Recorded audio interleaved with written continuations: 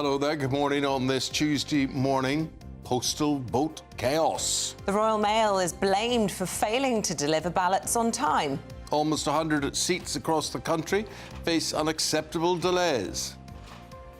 Conservatives are facing a generational wipeout, warning Kemi Badenoch as she pleads for wavering voters to stick with the Tories. Labour appeal for a strong mandate as Sir Keir Starmer promises a big majority would be best for Britain.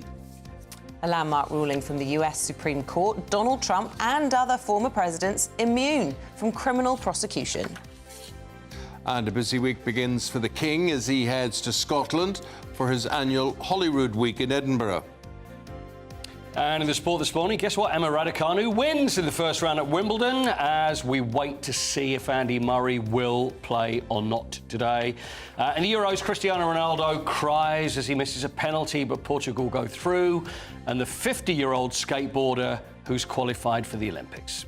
And it's not me, because I'm going to wait for it. Good morning. There's a bit more sunshine around today, but it's going to be a fairly changeable week. You can find out all the details with me a little later on. Well, the time, 1 minute past 6. I'm Eamonn Holmes. I'm Isabel Webster, and this is GB News Breakfast.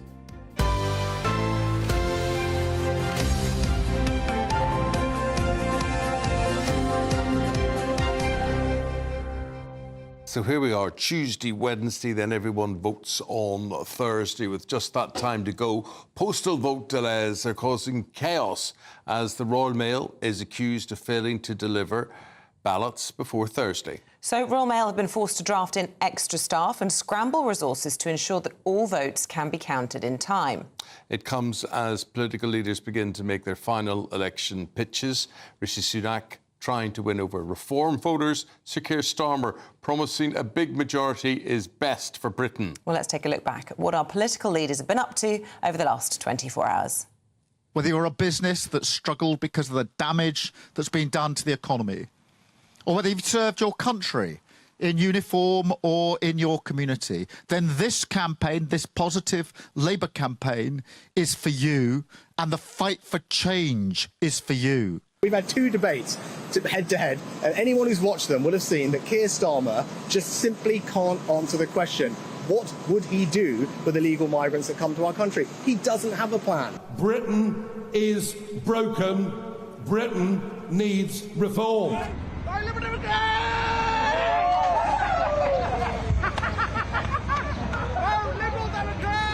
I'm asking people to do something, many people do something they've never done before, which is vote Liberal Democrat this coming Thursday. We're finding a lot of lifelong Conservatives considering us. They don't want to vote Conservative. Some young people who've never voted before, and we're saying, do something you've never done. I've just done it. I've never done that before. So take the plunge.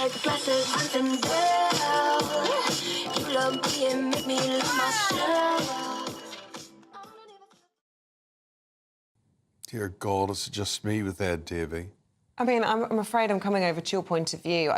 He's a very serious politician. He's got a very serious family background. He's got a significant manifesto. What is the purpose of being a wally? Well, he didn't investigate the Royal Mail scandal, did he? And that point is that's what he's trying to deflect from, and that no one would ask him all of that. But that's my view. Let's get the view of our political correspondent, Catherine Forster. Good morning, Catherine.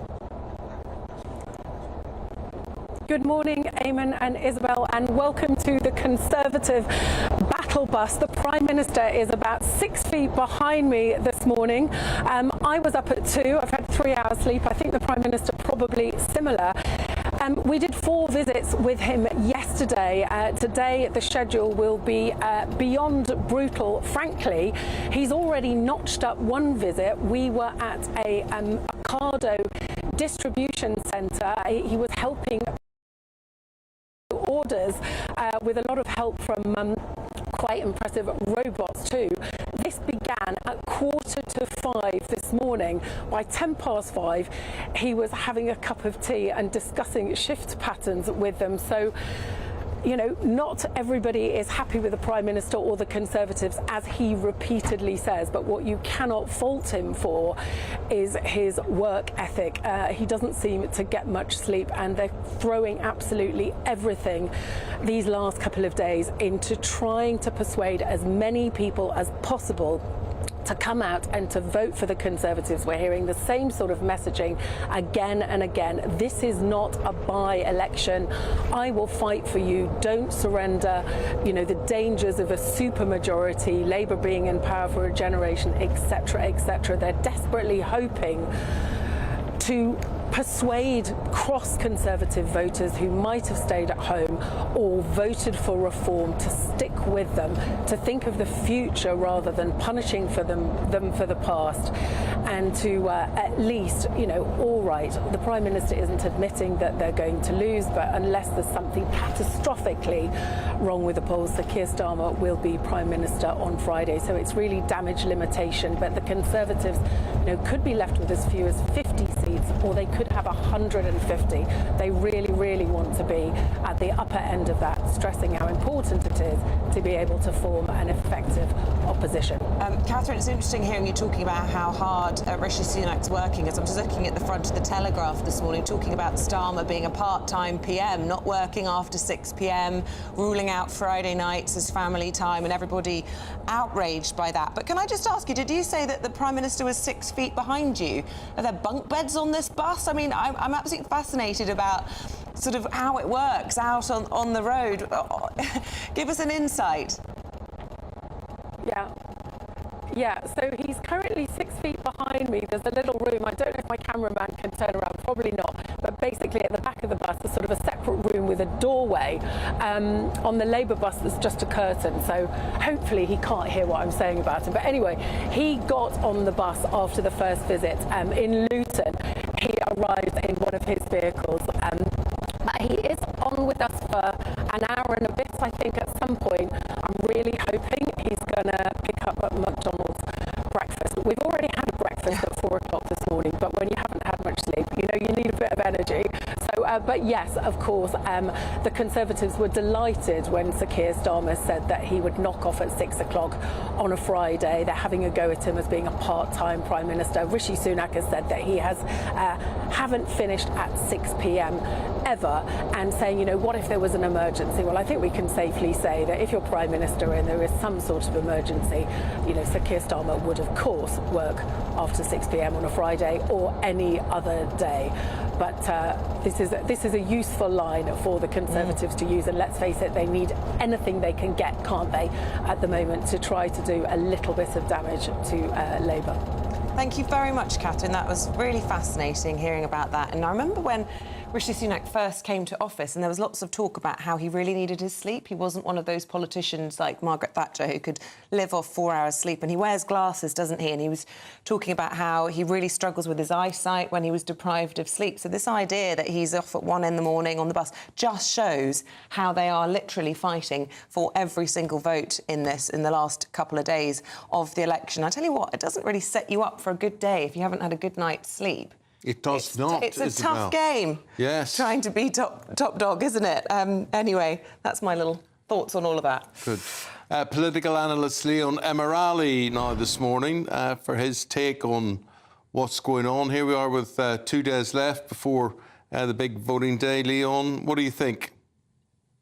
I think it's hotting up, actually. I think we are starting to see things get a little bit closer, and we're hearing about this narrowing of the polls. We were waiting for it. It hasn't happened so far, but there was a poll out yesterday that showed the Conservatives' best ever showing, albeit very short of being anywhere near winning this election. But it is hotting up, and we're at the point in an election campaign where advisors and aides are sweating, and they're sweating because whatever their candidate does or says is going to be fresh in the minds of voters on Thursday. And if there is a mistake, if there is a slip up, it's still all to play for. So very exciting ahead of Thursday. You think it's very exciting watch Ed Davey bungee jump from the top of a crane? Oh, we were just speaking a few minutes ago, and it's just become desperate looking and quite pathetic and quite amateur in many ways, I think, for a man who's, you know, trying to be Prime Minister.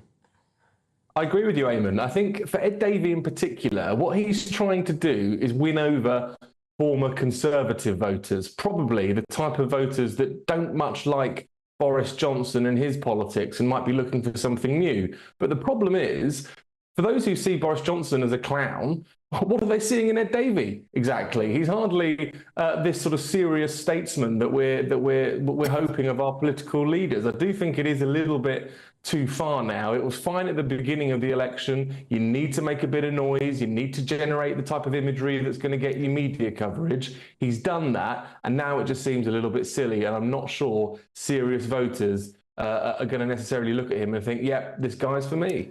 I think the point is he often has serious messages behind these stunts, but they're not reported on, and people just see the stunts. Yes. And it just looks he's out having a jolly right round the whole country. I agree. It undermines the message, I think, but that's just, you know, my observation. Leon, can I ask you about this postal vote problem, this chaos? 90 constituencies are getting complaints, the Telegraph's reporting, from voters that they haven't received their postal ballots yet. Now, we know in some parts of the country, some schools have already broken up. Some people are off on their summer holidays. Lots of people had made plans to cast their vote, aren't able to do so. This is quite a serious problem, isn't it? I think it's really serious, Isabel. Postal votes make up a big chunk of the electorate these days, and it's not just people who are out of the country, as you say. It could be people who are busy, who are heading off to work or have childcare arrangements, and they need to have a postal vote to make sure their democratic voice is heard. And the fact that there is a mix-up, I think, is really bad news for the Conservatives, and the reason for that is twofold. First of all, most Conservative voters vote via postal vote. That might be because they're older, or it might just be because of the demographic of the Conservative vote. And then second of all, it plays into this narrative that Britain is broken, that nothing works. And wouldn't that be the final nail in the coffin for the Conservatives, that even the voting system, even postal votes, is broken, and therefore that leads to them having a difficult election night. So I think it is bad news. It looks amateur, and it could play into undermining the democratic process if people say, hang on a minute, I didn't get my chance to vote. So I think it is bad news. It's really serious, and the government need to get a grip on it and make sure that people can vote ahead of Thursday if that's what they need to do. You could look at it another way, Leon. Not that Britain is broken, but the Royal Mail is broken.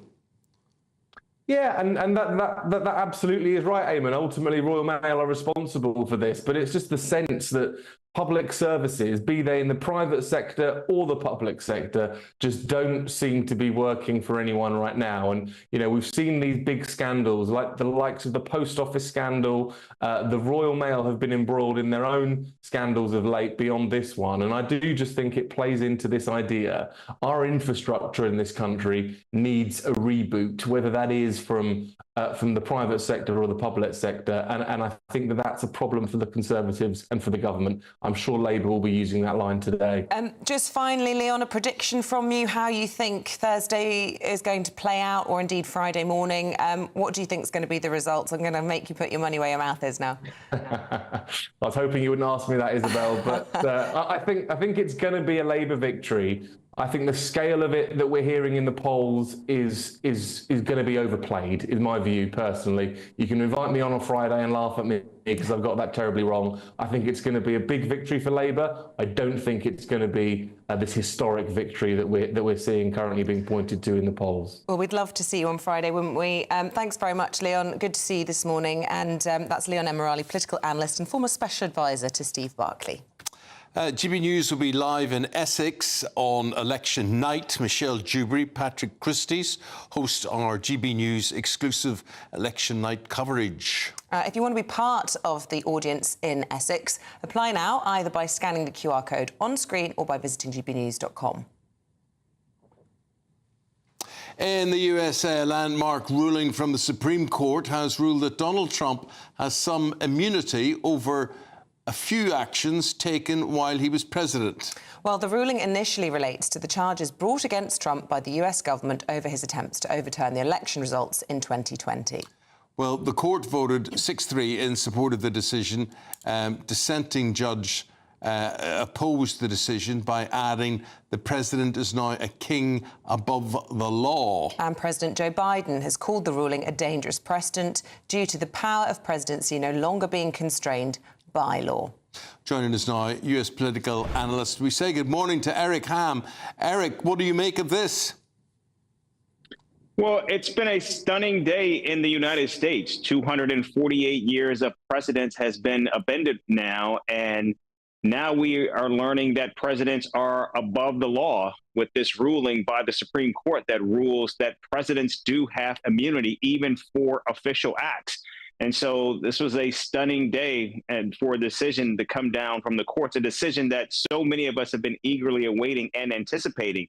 Certainly seen as a major win for Donald Trump as it now delays all of his federal cases through the November election. And of course, if he wins, it certainly basically puts them all to bed for good.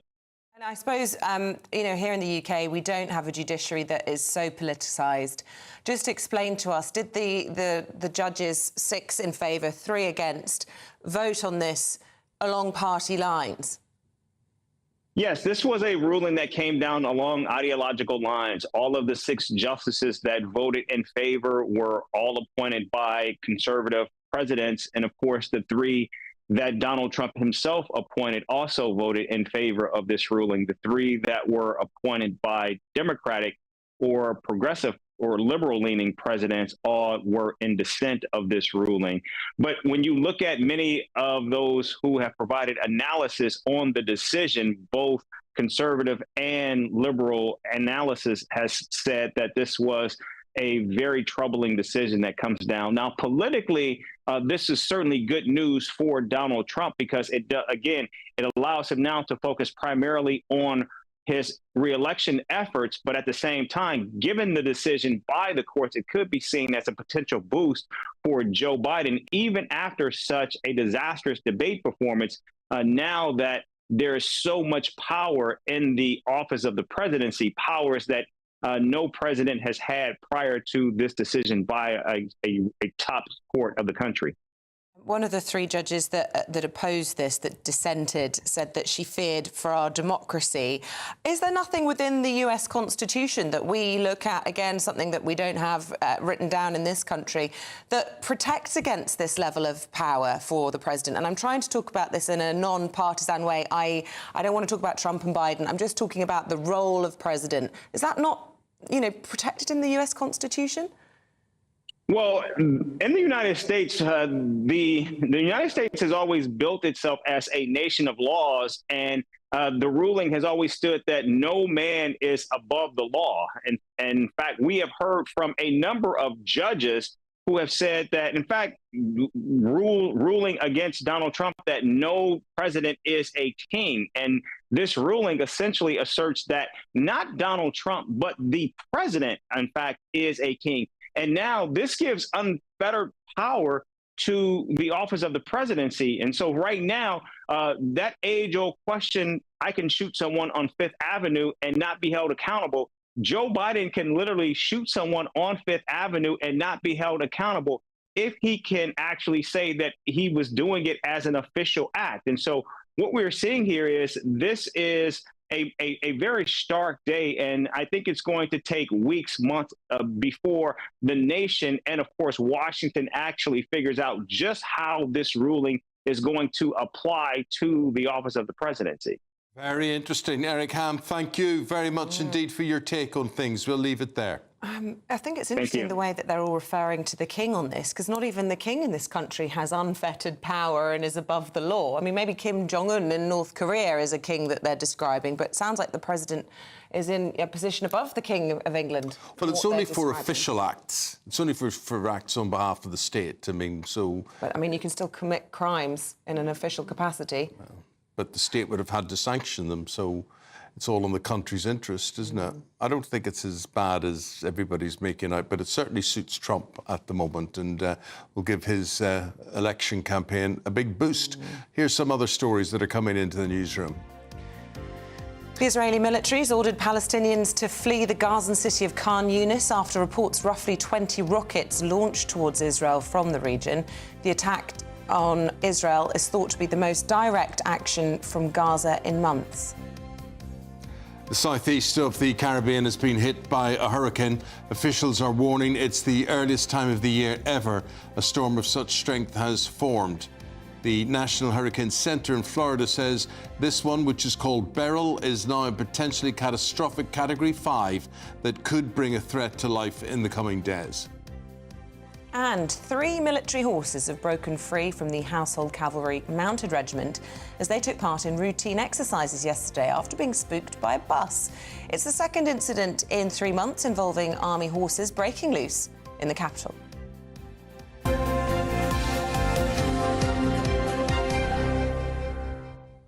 It's like the Wild West out there in London, so it is. It's quite a sight to see as well, a galloping horse through the city of London. Well, I thought this was the ones from a month ago that we were talking about, but this is our new ones. And when I head home in the morning, there are...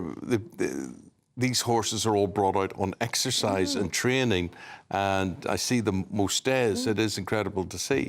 But they're kept very busy, and there's a lot of them. Yeah, and quite clearly can be spooked by very heavy traffic and buses and all the rest of it. So did you see that? Perhaps you were witness to that. We'd love to hear from you if you did.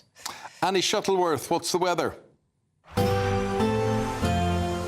A brighter outlook with Box Solar, sponsors of weather on GB News. Good morning. Welcome to your latest GB News weather update. A bit of a murky start for some southeastern areas this morning. Elsewhere, though, it will turn brighter. However, some showers are on the way in the northwest later on today. So the rain from yesterday, all that cloud still hanging about across the southeast through this morning. Some drizzly rain as well for parts of East Anglia down into Kent too. Behind it, though, for many western and central areas of England and up towards Scotland and Northern Ireland, it will turn much brighter through the middle of the day. However, looking northwest, it will cloud over towards the afternoon with some rain and showers. Temperatures around 17 to 21 degrees at best, a little fresher than yesterday. Through this evening, we'll continue to see that rain pushing in from the north and west. Here it's going to be a wet 12 hours or so, particularly across northwestern areas of Scotland. Quite a lot of cloud around. We could see some heavier bursts of rain in there across parts of Northern Ireland too. Now, a mix of clearer skies and some spells of showers across northeastern areas of England, but it will be clearer further south for much of Wales, the southwest central areas of England too. And actually to the southeast, it will be a much brighter end to the day compared to this morning. Through this evening, well, it stays quite cloudy and wet across northern areas, and it will remain fairly dry across the south, but that dry weather will become more and more restricted to the far south coast as the night goes on. And we've got this cloudy, wet weather, quite humid air moving in from the south and west, so temperatures will be around the mid-teens across southern areas by tomorrow morning, but it's going to be a fairly damp start through Wednesday, and there will be quite a lot of wet weather, particularly across western areas of the UK. There will be some spells of rain across the southeast, but it should be much drier here compared to elsewhere. Quite a lot of cloud around across the west, some hill fog and coastal fog too, making it feel rather murky here. Temperatures 17 degrees in the west, perhaps 20 degrees in the east. Have a great day. See you later. That warm feeling inside from Boxed Boilers, sponsors of weather on GB News.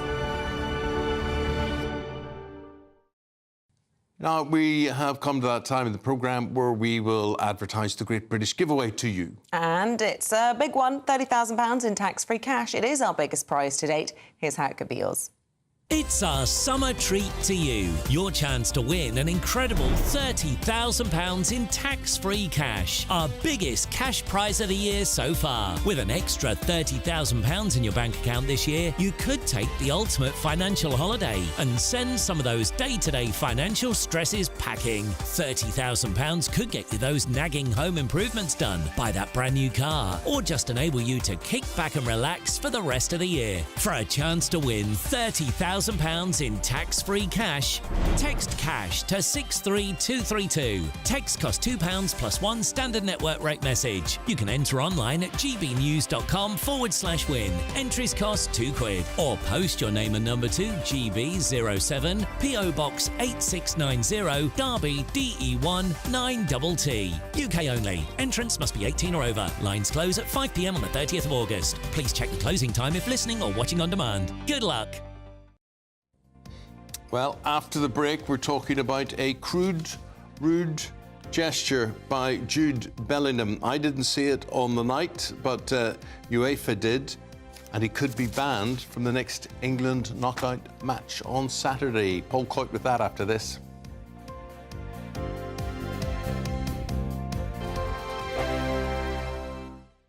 Patrick Christie's Tonight, weekdays from 9 p.m. The mystery surrounding the disappearance of flight MH370 has perplexed the planet now for 10 years. But now all of a sudden researchers at Cardiff University have piped up and said, oh, we heard a beep. Aerospace engineer, founder of MH370search.com is Richard Godfrey. Richard, are we going to find this thing? The new research is much more thorough and gone in much more detail. It is picking up acoustic waves under the water. It's not conclusive, but it's a good step forward. Is this a cover-up job of epic proportions? Do you think something quite sinister happened to this plane? Because it is all very odd. I think you're right. It is all very odd. It is. We have a lot of data, but we don't have the final analysis, and we won't until we actually find the wreckage. The Indian Ocean is a huge place, 77 million square kilometers. When we find the plane, we can recover the flight data recorder, the cockpit voice recorder. We can learn a lot more. Do you think someone might have shot it down? No, the plane flew until it ran out of fuel. The plane was perfectly in working order. There was an active pilot right until the end. So my only theory at the moment is the captain of the plane actually committed a hijack of his own plane. But until we find it, we won't be able to prove that. We are potentially a step closer now to knowing and to one of the greatest mysteries of recent times anyway, finally being solved. There's aerospace engineer there, Richard Godfrey. Thank you. Britain's election channel, the People's Channel.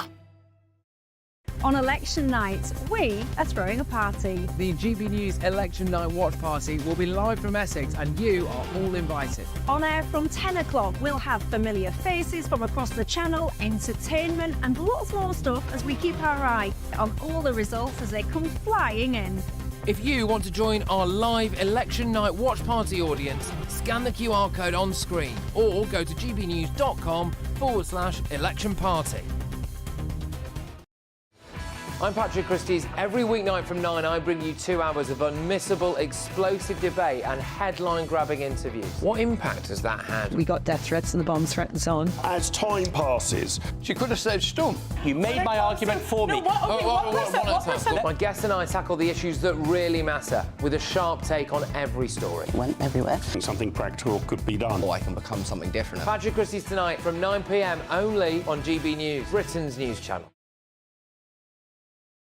This election night, we're putting on a party. And you are invited. We'll be here with you. Following all the twists and turns. As well as all the live reaction from our election night watch party. With our GB News lineup. And as morning breaks, we'll be here with breakfast from 6 a.m. As it becomes clear who the winners and the losers really are. Vote 2024. Thursday, the 4th of July. Only on GB News. Britain's election channel.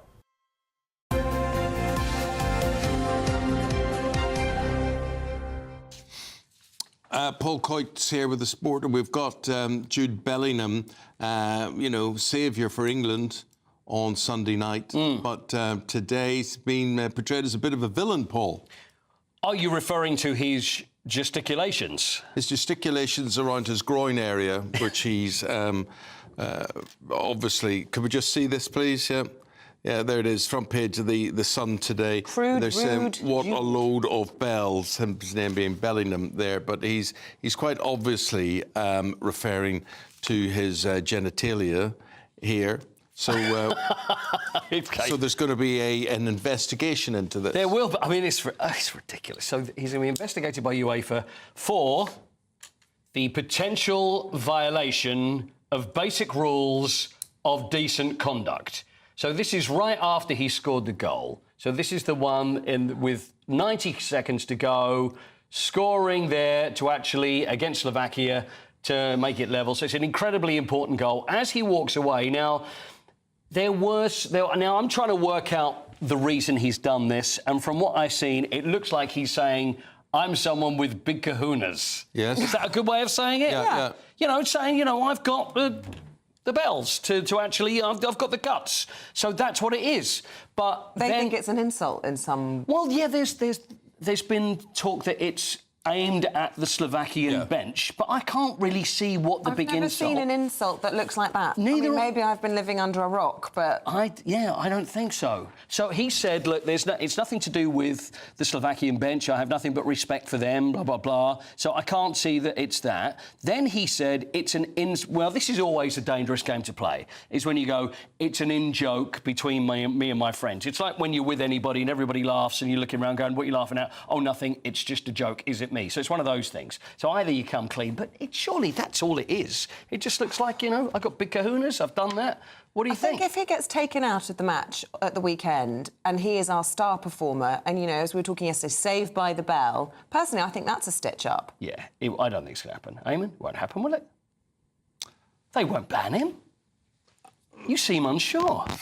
Yeah, I'm unsure because there's so many sort of woke attitudes, and if it's seen as provocative in any way, and if it was seen aimed at the bench, then it is an insult. But if you look at insults that we've seen in football over the years, everything from racism on the pitch and off the pitch, and some terrible things that have happened, whether there's arguments between players, I mean, just doing that, is it really going to be worth a ban? Because if it is, then they might as well look at every single game. You come in here every morning doing that. Well, it's only when I feel like I've done a good performance and I walk out, you know, holding my areas. No, I can't help myself. Let's talk about Wimbledon. Yes. Emma Raducanu. Oh, there's someone with big kahunas. No, she hasn't. She's a bluffer. So she won yesterday, so she scraped through against a really lowly ranked player. Right. And we're making it out as if she's won Wimbledon. No, look, it's Ekaterina Alexandrova. She was supposed to play, who was 22 in the world. She was ruled out through injury. So then they had what they call the lucky losers. So it's someone that's gone through qualifying that actually hasn't made it, so then someone else is waiting in the wings.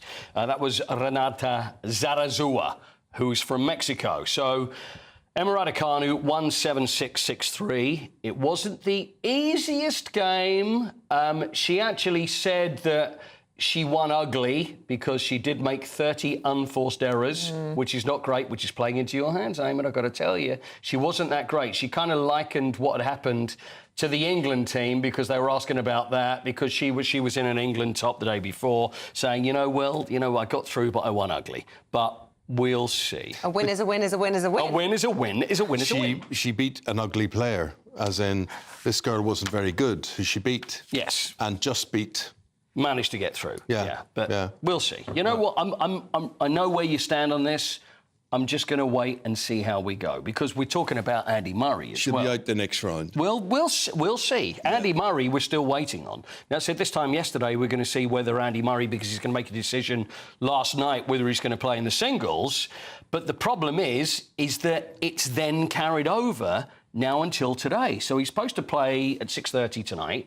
Thomas Mashak, who's from the Czech Republic. So Thomas is waiting, thinking, am I playing Andy Murray, aren't I? Yeah. Still no decision's been made. So we'll probably be waiting right up until we see the whites of Andy's eyes, I Trouble guess. about it for Andy is he must know now he'll not win the men's singles. Oh, I'm sure he absolutely knows that. Yeah. I mean, any professional, especially someone like Andy, he'd probably go, well, I'm not going to enter unless I think I can win. I think really he knows that. But the most important thing is that goodbye to the centre court as a singles player. I mean, he won it twice. He's a hero. He wants to bask in the warmth of the love, doesn't he? Yes. And so he should. Why not? Yeah, he's been so brilliant. And he said he's going to play in the Olympics as well. Yeah, which is interesting. Well, yeah, and this is a surprise as well. So he's going to play doubles with Dan Evans. Dan Evans, who plays at Wimbledon today. So he's going to play doubles with Dan. Doubles with Dan. There's a show in that. So doubles with Dan at the Olympics, but he's also going to play doubles at Wimbledon with his brother Jamie. But that's not until next week. It's the singles. But I need it to be. Tell us what happened in the Euros last night. Portugal against Slovenia. Yeah, they came through on penalties, but. Extra time, then penalties. Ronaldo is like a kid. Cristiano Ronaldo is like a kid who owns the football. So he gets to take... He doesn't get substituted. He's 39, doesn't get substituted, takes all the free kicks, although he's only scored one in 60. So, no, it's my ball. I take the free kick. Takes all the penalties. Took a penalty. Missed in extra time. And as he missed, like a spoilt child, cried his eyes out because he missed the penalty. Oh, and everybody said, oh, he's so right. But then it went to a penalty shootout, scored in that one, and they managed to get through 3-0 against Slovenia. So he's a spoilt brat, is what you're saying. Well, it sounds like it, doesn't it? Me, for crying out loud. Oh, dear. But, you know, it's like, he sounds like he's running the team. It's like he's never going to be substituted. He's 39 years old. But, you know, I stay on because it's my game, it's my ball, and I'm Cristiano Ronaldo. What's his name? His manager there? What he used to manage? Martinez. Yeah, Martinez. I think he does as he's told. Yeah. Don't take him off. France, by the way, went through, but they weren't very impressive either. So there's a lot of teams that are not looking as good as maybe they should, so it's not just England. Good. Well, that's good to hear. It is good Today, to hear. Romania against the Netherlands, Austria against Turkey, and we'll see you again at 7:20. I will keep my hands to myself as I walk out. Please, yeah. None of those lewd gestures. God. Perfect. Still to come, we'll be going through the front pages of the papers. Claire Muldoon, Alex Armstrong, looking forward to chatting with them right after this.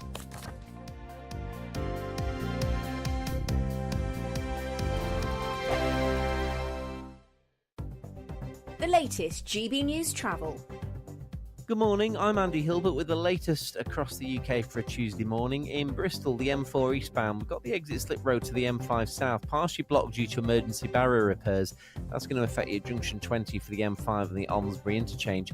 In Lancashire, the eastbound M65, the entry slip road is closed due to emergency repairs at junction 5 for Guide, and also in Surrey at Godstone Road, the A25 is currently closed due to accident investigation work between the A22 for the Nags Hall roundabout round to Tandridge Lane, of course. That's going to affect you there this morning too. Also as well in London, in Bow, Violet Road is currently closed due to a police incident from Devons Road to Morris Road at Popular. That's going to affect you as well there this morning. So we'll keep an eye on things. For now though, that's the latest. Europe Today. You can stay up to date throughout the day by visiting our website, gbnews.com. Good afternoon, Britain. Your lunchtime update on the stories that matter across the UK. From breaking news and insightful analysis, inspiring stories and lively debates. You're comparing yourself to a former Prime Minister. Which is it? Stay informed, stay updated, stay entertained. I just don't know how anyone would not want to be there. Every weekday from midday. We are Good Afternoon Britain, only on GB News. Britain's news channel. This election night, we're putting on a party. And you are invited. We'll be here with you. Following all the twists and turns. As well as all the live reaction from our election night watch party. With our GB News lineup. And as morning breaks, we'll be here with breakfast from 6 a.m. As it becomes clear who the winners and the losers really are. Vote 2024. Thursday, the 4th of July. Only on GB News. Britain's election channel.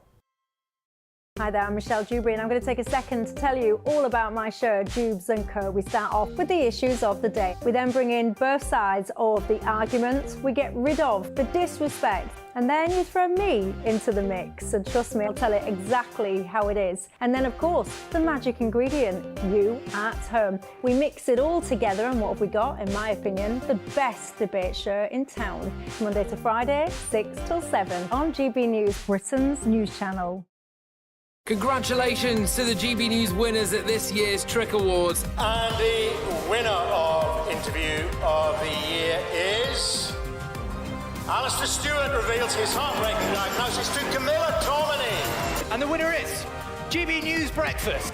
And the winner is Nigel Farage. And thank you to you, our GB News viewers and listeners, for making us the People's Channel, Britain's news channel.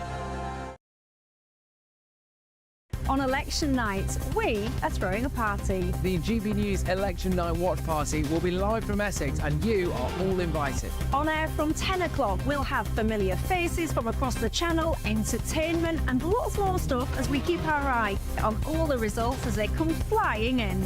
If you want to join our live Election Night Watch Party audience, scan the QR code on screen or go to gbnews.com/election party.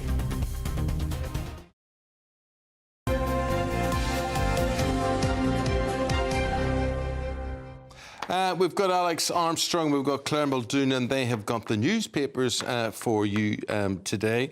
You know, a lot of election stories through all of this, and we'll get to those eventually. Just want to talk about the American situation, first of all, Alex. The Biden family, Joe Biden's family, have basically said, including his wife Jill, that he should run. He should run again, definitely, as president.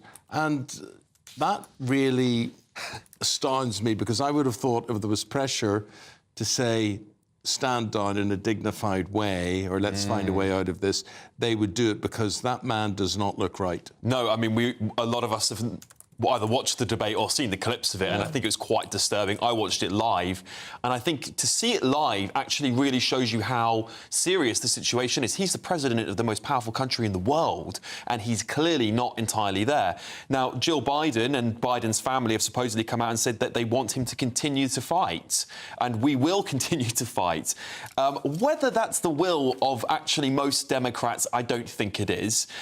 We saw Jill Biden after the debate sort of talking to the president like he was in a care home. It was really quite shocking. So I don't know whether Jill Biden wants them to hang on because she's the one actually president, you know, making a lot of these calls. But it seems completely tone deaf to what the country actually wants, which is change.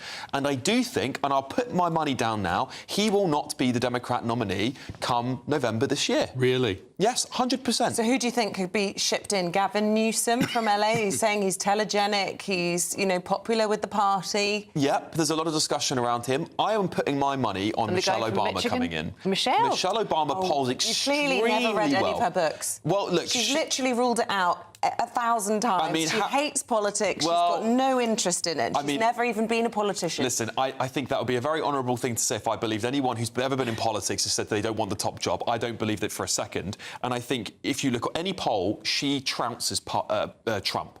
Every single poll. But, I think it's more likely that hell will freeze over. I'll put a wager on. Betting on elections is not advisable in this day and age. But I'm with you, Alex. Yeah, I think Jill Biden's the modern-day Lady Macbeth, actually. I think she's got a dereliction of wifely duties here. She has got, and the Biden family really have to pull this man aside and say, look, you're not fit for purpose, you're not fit for office. Interesting, no one's castigating Melania in the same way, you know. Well, I think the difference is... He's more conscious. A convicted criminal. He's now being told... But she's not even on the scene now. We've got Jill Biden. Does she have a role in telling Trump that he shouldn't stand, given his... She doesn't seem to have any role in exactly, that. I agree. She's completely invisible now. Well, you can say Jill seems to have... No, but she had... Isabel, after that debate, she was rousing the audience. She was rousing her husband. And she was saying, what does Trump do? Trump... And everyone went, lies! She's the one that is... She's the one with the power. I think she's got the control. I think if that was any of your partners involved and you were able to see this look that they have. Yes. That's a good impression, actually. Vacant look. And you would really worry, and you would do them a favour if you loved them. You'd be saying, stand down. Yes, completely agree with you. And like Alex, I think he will be. It will be a different name on the ballot paper come November the 27th. Yeah. But I think with the legislation in America, the way they vote for presidents is completely different from us getting rid of our prime minister. And one noteworthy political commentator in the States made that same very point. He said, unlike you, we can't write for the Conservatives, the 1922 committee. We actually have in statute nothing that can remove a president other than death or resignation. Or serious medical illness, exactly. which that means not being able to get out of bed. In my view, clearly, he is exhibiting evidence of. Interesting. Now, a few things about Britain now. Our armed forces. Yeah. This is front page of the Daily Mail today. It says, Britain's forces not ready for conflict of any scale. Any scale they're talking about here. It's really strange because the defence budget used to be... The defence nuclear budget in Thatcher's time was huge. I remember Michael Hirst sending up when I was at school saying, our budget, you can run round the world 3 times with the amount of money we're spending on nuclear defence here. Dominic Lawson had a big piece because he had a lunch, a think tank, with the head of defence in America, well, the shadow American defence officer, and he was like, well, look, all this whole NATO thing, Trump, Ukraine, we wouldn't be in, we're taking you out. France, Germany, you're out, or if you're in, we're going to charge you for money that you've not paid. And then for Britain, Britain, who exists as an island. We're saying that our forces are not ready for conflict of any scale, and yet we still send money to the Ukraine to help them fight that war. It's really quite worrying. I think for a country so proud of its military, I mean, historically at least anyway, you know, our military and our defence has been one of the best in the world. I mean, we're renowned all over the world for being such a fantastic military. Just the tripping of the colour. Well, exactly. Look at all the cavalry, the household cavalry, all the soldiers that we have, the RAF. Yeah, and to see it be so dilapidated, it's quite sad, actually. I think it really isn't what the British public want. I know the British public love a strong British military, and I think not only do we need to invest more, particularly at a time where the world seems like it's on a knife's edge, we do need to invest more in our own defence, but also we need to invest in our veterans and show people that go into the military that there is a life for you afterwards. Investing more means taxing more. So that's, you know, or you know, how are you going to pay for this? I mean, the government... Well, I'm just saying, you know, I do agree. This was Rob Johnson that they're quoting. He was tasked by the government as part of their own fold to make this assessment of the forces. He concluded they're not ready for conflict, and they use this as an example to say, well, Putin's hoping that Labour will get in. You know, I think that's quite a jump to make. I think this whole, like, Putin fear-mongering thing across the elections is really getting a bit old for the public. I don't think it sells. I think what people want to hear is sensible solutions to the problems we have. And is Rishi's Bring Back National Service a solution to it? I do. I actually think there's an element of the national service thing that I really agree with, and I would have loved to have done it. I don't think it should be forced on every young person, because I think that's the wrong way to do it. But I think that there's an element of that would really help a lot of young people, not only give them the skills they need, but also show some people that there's a good life for you in the military that can contribute well to British society in other areas as well. You know, like there's plenty of charities that need support. And there's lots of kids who can't get jobs. Let's be real. And there's lots of kids living in poverty. Yeah, there is indeed. On that subject, Gordon Brown says give our children hope by voting Labour. He says 3 million children do without meals due to a lack of food. Well, you would do that. Due to lack of money, I would have thought. That means...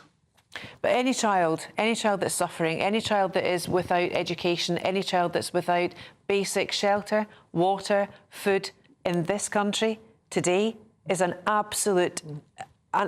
abhorrence. Really should not be happening. Well, you see, Claire, I didn't believe it was happening, and then I'm involved in a charity that does in Belfast. Work. No. That's another one.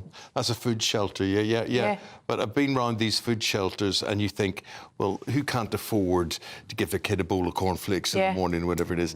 The answer seems to be plenty. And it's not just Belfast. It's Barnsley. It's Bradford. It's everywhere. It's Bolton. And it is absolutely incredible.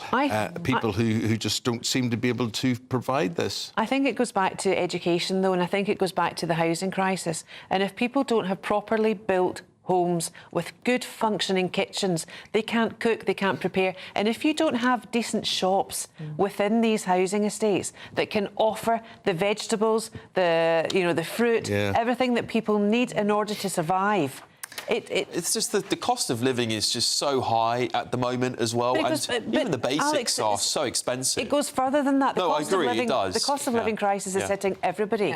This issue of poverty is hitting the lowest of the low in society, and that is it's abhorrent, and it should not be happening. Gordon Brown's the only person who's really talking about childhood and he always has done. And I think this is going to be a big problem. You know, come Starmer winning this big majority, you're going to have those backbenchers who are going to be really calling to see a scrapping of the cap on the child benefit thing, which is what Gordon Brown's saying. He wants more done on child poverty. And Starmer's saying he can't do it. He just simply can't afford to. Therein become the cracks, become huge problems. Are they unrulable? It's like the Tories all over again. I actually genuinely believe this is going to happen. I think it's even worse if he gets this so-called supermajority, where actually the only opposition he has is his own party. This is what happened with the Tories.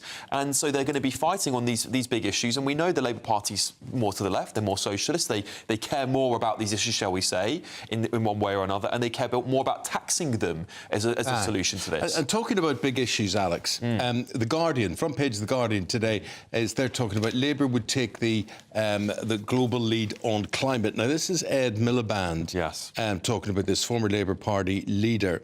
Now, there was a time where I would think, it's not that I or most people don't care about this, or do care about it, but are there not other priorities, like feeding those children that we're talking about there? Will people really want Labour to take to the world stage on climate change or not? Very laudable, though it is. Oh, well, I think you're right, and I think the fact that we're talking about these two issues particularly, which are big dividing points perhaps on the left on where the money goes. We're talking about, I only had to scrap this 28 billion plan not that long ago because we can't afford it. So it's very well saying that they want to be a world leader, but it's going to come down to what the country's priorities are and what the priorities of the Labour Party are going to be. I think most people would rather they solve child poverty than push net zero and tax more people and put more children into poverty, because that's what will happen, at least in the short term. I know they're saying long term it will pay off, but we have to get realistic on what it is this government, this incoming government, is going to prioritise. Is it going to prioritise this big globalist agenda, or is it going to prioritise a smaller nationalistic agenda? And the point is, they'll have such a large majority come Friday, if the polls are to be believed, they can do whatever they like. We were talking about the need, this absolute succinct need then for a robust opposition. And what will that look like, sitting at the opposite end of the Houses of Parliament? And that's a real concern as well. It is, yeah. Well, it particularly looks like possibly Ed Davey could be the opposition leader at the moment. I mean, I think it's a bit of a stretch, but it's possible. As big as a stretcher is Bungie. Very good, very good. What do you make of his headline grabbing? I just think is he trying for a job in Butlins? Come on, as light entertainment. I mean, the man he's a very good man. I mean, he's a carer. There's a lovely aspect to him. There's a lovely side to his character, a very caring one. But who sits down around the Lib Dem table and says, "We've got a great idea here, we'll not go and talk policy"? Do you know who they dial? We'll do Jill Biden. I bet you she's the one that said, "You can do that, go and do that." But you wouldn't see Paddy Ashdown doing anything. Paddy Panstein, that was, remember? He was too busy doing other activities. I actually find it a little bit insulting, to be honest with you. This is a man that's supposedly Look at his moves. I mean, if he moves like that, you would not. Why would you do that? Oh, for goodness sake. He looks like a more clown. Beer belly that concerns me there. He looks like a clown. I mean the optics of that. Come on. But this is British politics. But this is a man who's possibly going to be leader of the opposition. I mean, come on, we've got to get serious. I haven't seen, because of all the clownish behaviour, I haven't seen a serious policy come out of the Liberal Democrat camp. Because all I've seen him do is bungee jump, go on. There's a lot of talk about social care and increasing taxes. But the point is, if I'm not getting the message of the political commentator, who is? You know? Yeah. No, get that. Let's just look at a few other things here. Sir Ian McKellen. Yes, we were talking about this with you last week, weren't we? The fall. People were saying that he was going to be back in business in no time here, but he's now pulled out of this tour of Player Kings. Yeah. So what are you hearing here, Alex? Well, I mean, of course, he had that nasty fall. Yeah. And that was the really big story just a few weeks, I think it was a couple of weeks ago we were talking about this, wasn't it, on the panel here.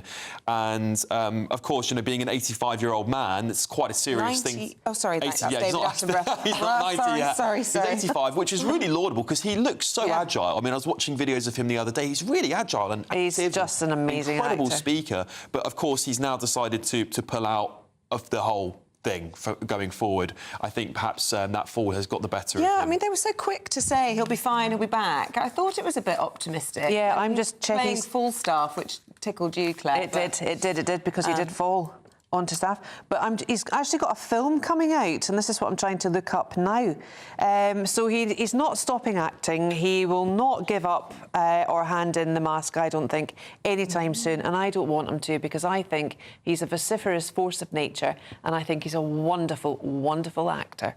Yeah, absolutely agree. And there's no sign when you see him and when you're with him that age is a factor in anything he does. I mean, he plays these roles, these senior roles, very, very well, it has to be said. Yeah, it's all in your head, a lot of it, isn't it, I think? He obviously feels like he can still do it, and I know sometimes, the reality of actually being... We've actually got a few stories here of people who are a little bit older, Dame Judi Dench and David Attenborough. David Attenborough, we saw him the other day at the tennis. He looks brilliant. He was at 91, the bloke's getting a round of applause, he looks great. So I do think a lot of it's in your head. Of course, health plays a huge part of that. But I really hope he doesn't give up. Excellent. OK, Alex and Claire, see you again in about 45 minutes and look forward to that. Thank you very much indeed for the moment. A bit of an unsettled weather picture today. Annie Shuttleworth has all the details. A brighter outlook with Box Solar, sponsors of weather on GB News. Good morning. Welcome to your latest GB News weather update. A bit of a murky start for some southeastern areas this morning. Elsewhere, though, it will turn brighter. However, some showers are on the way in the northwest later on today. So the rain from yesterday, all that cloud still hanging about across the southeast through this morning. Some drizzly rain as well for parts of East Anglia down into Kent too. Behind it, though, for many western and central areas of England and up towards Scotland and Northern Ireland, it will turn much brighter through the middle of the day. However, looking northwest, it will cloud over towards the afternoon with some rain and showers. Temperatures around 17 to 21 degrees at best, a little fresher than yesterday. Through this evening, we'll continue to see that rain pushing in from the north and west. Here it's going to be a wet 12 hours or so, particularly across northwestern areas of Scotland. Quite a lot of cloud around. We could see some heavier bursts of rain in there across parts of Northern Ireland too. Now, a mix of clearer skies and some spells of showers across northeastern areas of England, but it will be clearer further south for much of Wales, the southwest central areas of England too. And actually to the southeast, it will be a much brighter end to the day compared to this morning. Through this evening, well, it stays quite cloudy and wet across northern areas, and it will remain fairly dry across the south, but that dry weather will become more and more restricted to the far south coast as the night goes on. And we've got this cloudy, wet weather, quite humid air moving in from the south and west. So temperatures will be around the mid-teens across southern areas by tomorrow morning, but it's going to be a fairly damp start through Wednesday, and there will be quite a lot of wet weather, particularly across western areas of the UK. There will be some spells of rain across the southeast, but it should be much drier here compared to elsewhere. Quite a lot of cloud around across the west, some hill fog and coastal fog too, making it feel rather murky here. Temperatures 17 degrees in the west, perhaps 20 degrees in the east. Have a great day. See you later. That warm feeling inside from Boxed Boilers, sponsors of weather on GB News.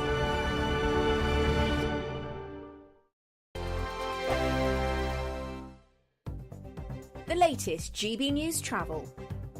Morning, I'm Andy Hilbert with the latest on the roads across the UK for a Tuesday morning. In Bristol, the M4 eastbound, the exit slip to the M5 south is partially blocked due to these emergency barrier repairs. That's at junction 20 for the M5 for the Almesbury interchange. In Derbyshire now this morning, the northbound M1, the entry slip road is partially blocked due to a broken down vehicle at junction 30 for Worksop and Sheffield South. That will affect you there. In Lancashire, the eastbound M65, the entry slip road is closed due to emergency repairs at junction 5 for Guide. And the M90 in Fife, southbound, the exit slip road is closed due to overrunning roadworks at the Admiralty. That's junction 1C this morning. And also to in Surrey at Godstone Road, the A25 is closed due to accident investigation work between the A22, the Nags Hall roundabout, and at Tanderidge Lane. That's going to affect you there this morning as well. Europe Today. You can stay up to date throughout the day by visiting our website, gbnews.com. It's our summer treat to you. Your chance to win an incredible £30,000 in tax-free cash. Our biggest cash prize of the year so far. With an extra £30,000 in your bank account this year, you could take the ultimate financial holiday and send some of those day-to-day financial stresses packing. £30,000 could get you those nagging home improvements done, buy that brand new car, or just enable you to kick back and relax for the rest of the year. For a chance to win £30,000 in tax-free cash, text cash to 63232. Text costs £2 plus one standard network rate message. You can enter online at gbnews.com/win. Entries cost £2. Or post your name and number to GB07 PO Box 8690 Derby DE1 9TT.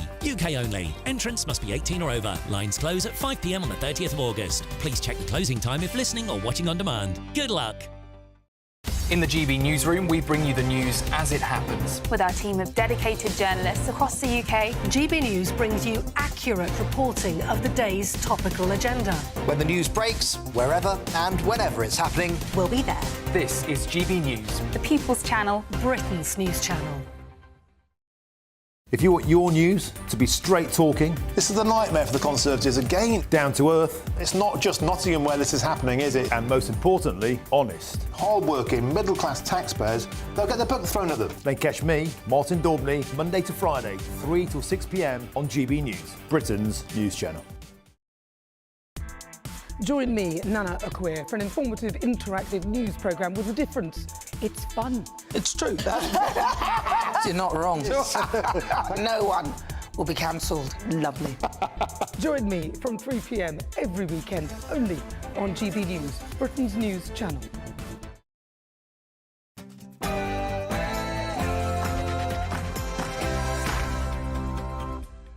Good morning. Postal vote chaos. The Royal Mail is blamed for failing to deliver on time. Almost 100 seats across the country are facing unacceptable delays.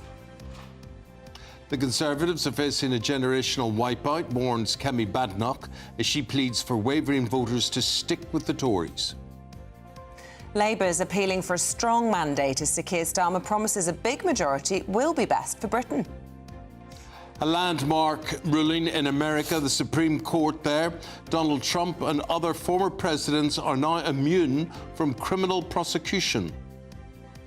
And a busy week begins for the King as he heads up to Scotland for his annual Holyrood Week in Edinburgh. Wild weather warnings, life-threatening Hurricane Beryl makes landfall in the Caribbean and wildfires rage throughout the Greek islands. And in the sport this morning, Jude Bellingham grabbed the ball by the horns when he scored the last-minute equaliser against Slovakia, but it's what he grabbed afterwards that could get him banned. We're still waiting on whether Andy Murray will play the men's singles for the first time, or for the final time today. And Cristiano Ronaldo burst into tears as he missed a penalty in the Euros, but Portugal still scraped through against Slovenia. Good morning. There's a bit more sunshine around today, but it's going to be a fairly changeable week. You can find out all the details with me a little later on. 1 minute past 7 o'clock. I'm Eamonn Holmes. I'm Isabel Webster, and this is GB News Breakfast.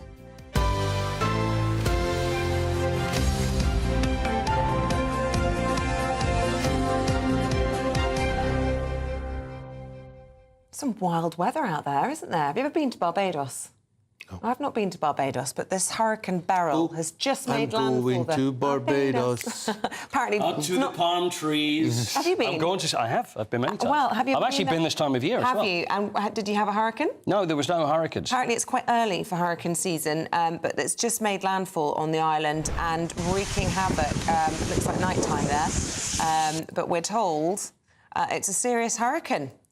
So those are the live shots coming out of the Caribbean. We're keeping a close eye on how that's getting on. But meanwhile, here in Europe, also quite early for the season, there are fires in the Greek islands. You've been to Kos, haven't you, where this is quite badly affected, as well as Chios, which I don't think either of us have been to. But what do you know about Kos, Eamonn? It's flat. It's quite flat. Yeah. What's that oath? Hippocratic oath, isn't it? The doctors take. Yeah. So the tree under which Archimedes or whatever took the Hippocratic Oath exists in Kos, unless it's burnt down now. Yeah, that's not very good, is it? Oh, dear. Yeah. So there we go. We've got the twin problems of a hurricane in Barbados and fires in Greece. Holiday destinations in holiday season. So make sure, you check before you travel. Great Yarmouth apparently is fine at this time of year. What is, sorry? Great Yarmouth is absolutely fine at this time of year. Yeah, a bit drizzly, but you'll be fine. Right, looking at the Post, just 2 days to go. Postal vote delays are causing chaos as the Royal Mail is accused of failing to deliver ballots for the general election before Thursday. Yes, they've been forced to draft in extra staff and scramble resources to make sure that all votes can be counted. Now, this comes as political leaders begin to make their final election pitches. Rishi Sunak trying to win over reform and Sir Keir Starmer promising a big majority is best for Britain. Well, let's take a look back at what's been another busy 24 hours for our political leaders. Whether you're a business that's struggled because of the damage that's been done to the economy, or whether you've served your country in uniform or in your community, then this campaign, this positive Labour campaign, is for you, and the fight for change is for you. We've had two debates head-to-head, and anyone who's watched them would have seen that Keir Starmer just simply can't answer the question, What would he do with illegal migrants that come to our country? He doesn't have a plan. Britain is broken. Britain needs reform.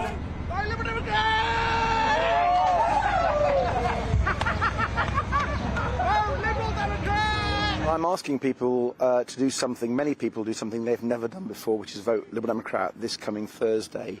We're finding a lot of lifelong Conservatives considering us. They don't want to vote Conservative. Some young people who've never voted before, and we're saying, do something you've never done. I've just done it. I've never done that before. So take the plunge.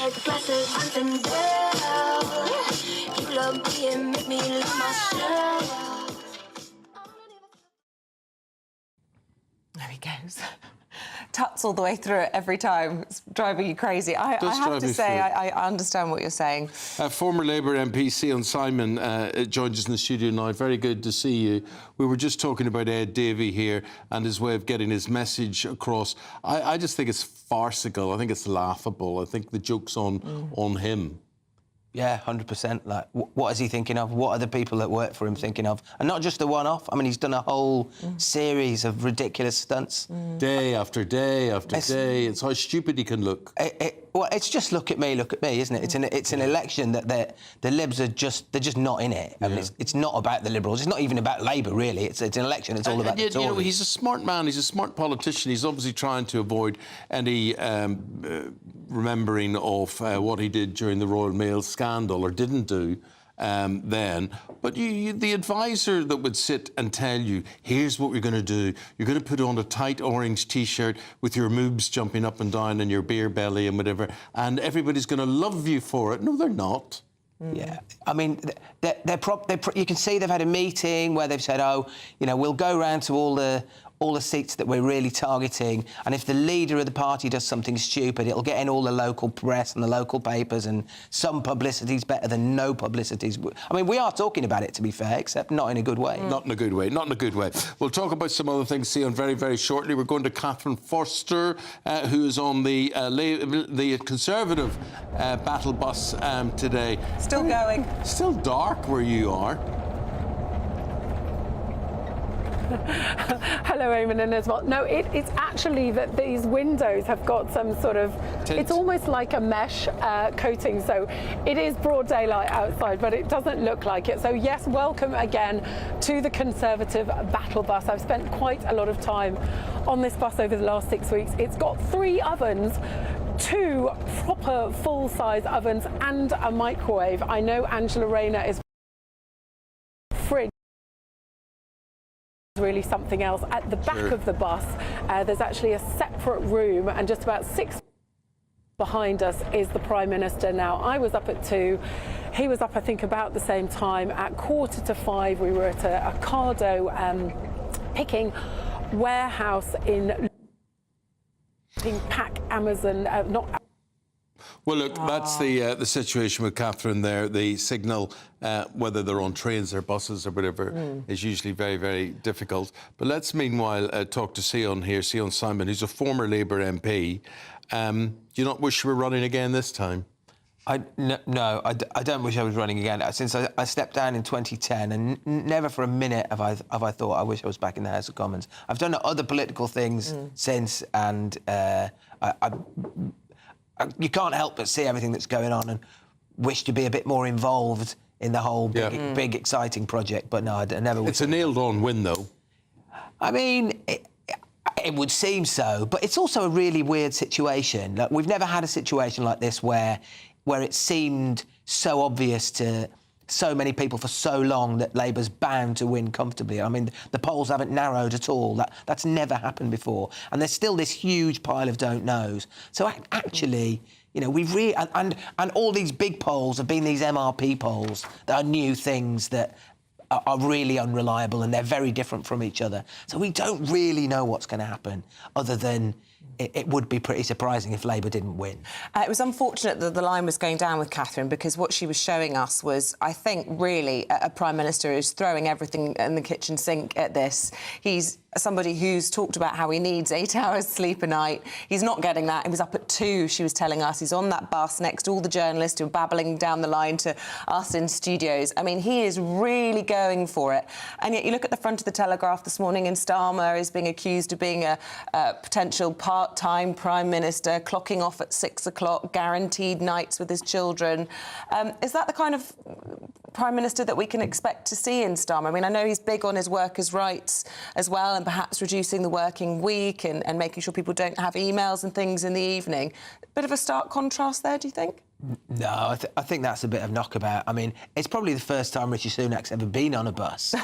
And obviously he knows that in 2 days' time, almost certainly, it's all behind him. He's got a very finite future in this game, whereas all Starmer was actually saying, when you look at what he said, was they're going to try and continue doing what they've done as a family, which is try and protect Friday nights. Now, in real life, he's going to find it a lot harder to protect Friday nights as consistently as he's been used to doing. But as an ambition to try and set that time away for the family, if there isn't a world crisis or a domestic crisis going on at that minute, no bad thing, I don't think. I think he'll have a work crisis and a domestic crisis for the next 5 years, just the way the state of play is. And if he wants to make any impression and put things right, that's the difficulty, isn't it? They're going to really struggle to make a big impression very quickly and to put very many things right, because the country's in a bad state, the economy's in a bad state, public services are in a bad state. And they've said they're not going to raise taxes. They've said they're not going to raise borrowing. How do you fix those problems if you deny yourself the levers? It's going to be very difficult. What is the biggest problem he has to fix, do you think, from a Labour point of view? I think the big problem, particularly if there is this big majority, I think his big problem will be expectation. I think there'll be a sigh of national collective relief that we finally got rid of the Tories, and people will look to a Labour government elected, if it is with a big majority, and say, right, now, let's see you fix the problems. People will be expecting, their fuel bills to go down. Very difficult for Keir Starmer to make the fuel bills go down. They'll be expecting to start to feel better public services, to see the waiting lists come down. There's more chance that they can do things like bringing down waiting lists. But right across the economy and the public services, people will be looking for feeling that their lives are getting better, and that is going to be a slow and painful process. And you're going to start to see rebellions, aren't you? Gordon Brown already rallying a bit of a rebellion when it comes to child poverty, saying that the campaign's not doing nearly enough, speaking up about that, hardly mentioning it at all, and focusing instead on pensioners. And we know that fewer pensioners live in poverty than children, and that's vastly expected to increase over the tenure of a Labour government. I think there is a phenomenon where the bigger the majority gets, the less disciplined those Labour MPs feel that they have to be. But in general, Labour in government has actually been relatively able to get its business through if it's had a majority. As I say, I think the difficulty will be actually getting things done so that people feel a difference rather than pressure from their backbenchers. Cian Simon, got to leave it there. Cian is a former Labour MP. Thank you very much indeed. Thank you. Well, on GB News, we're going to be live in Essex on election night. Michelle Dewberry and Patrick Christys will be hosting our special party that night.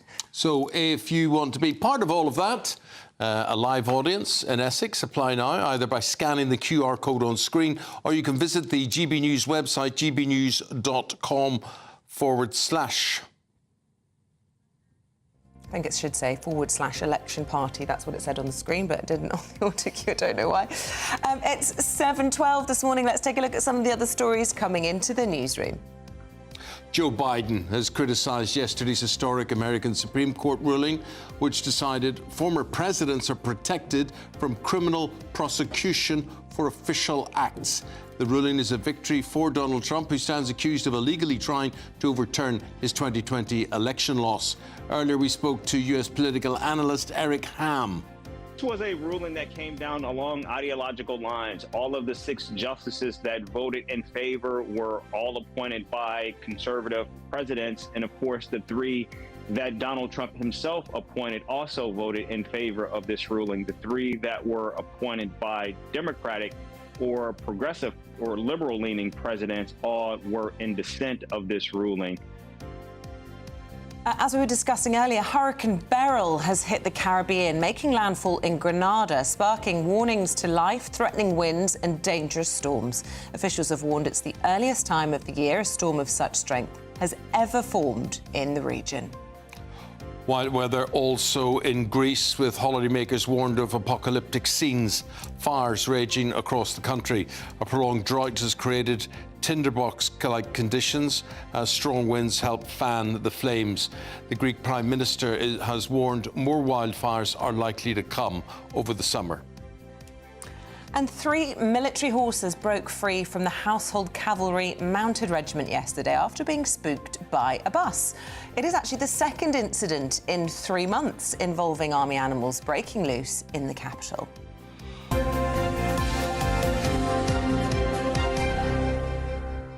It's like the Wild West out there, so it is.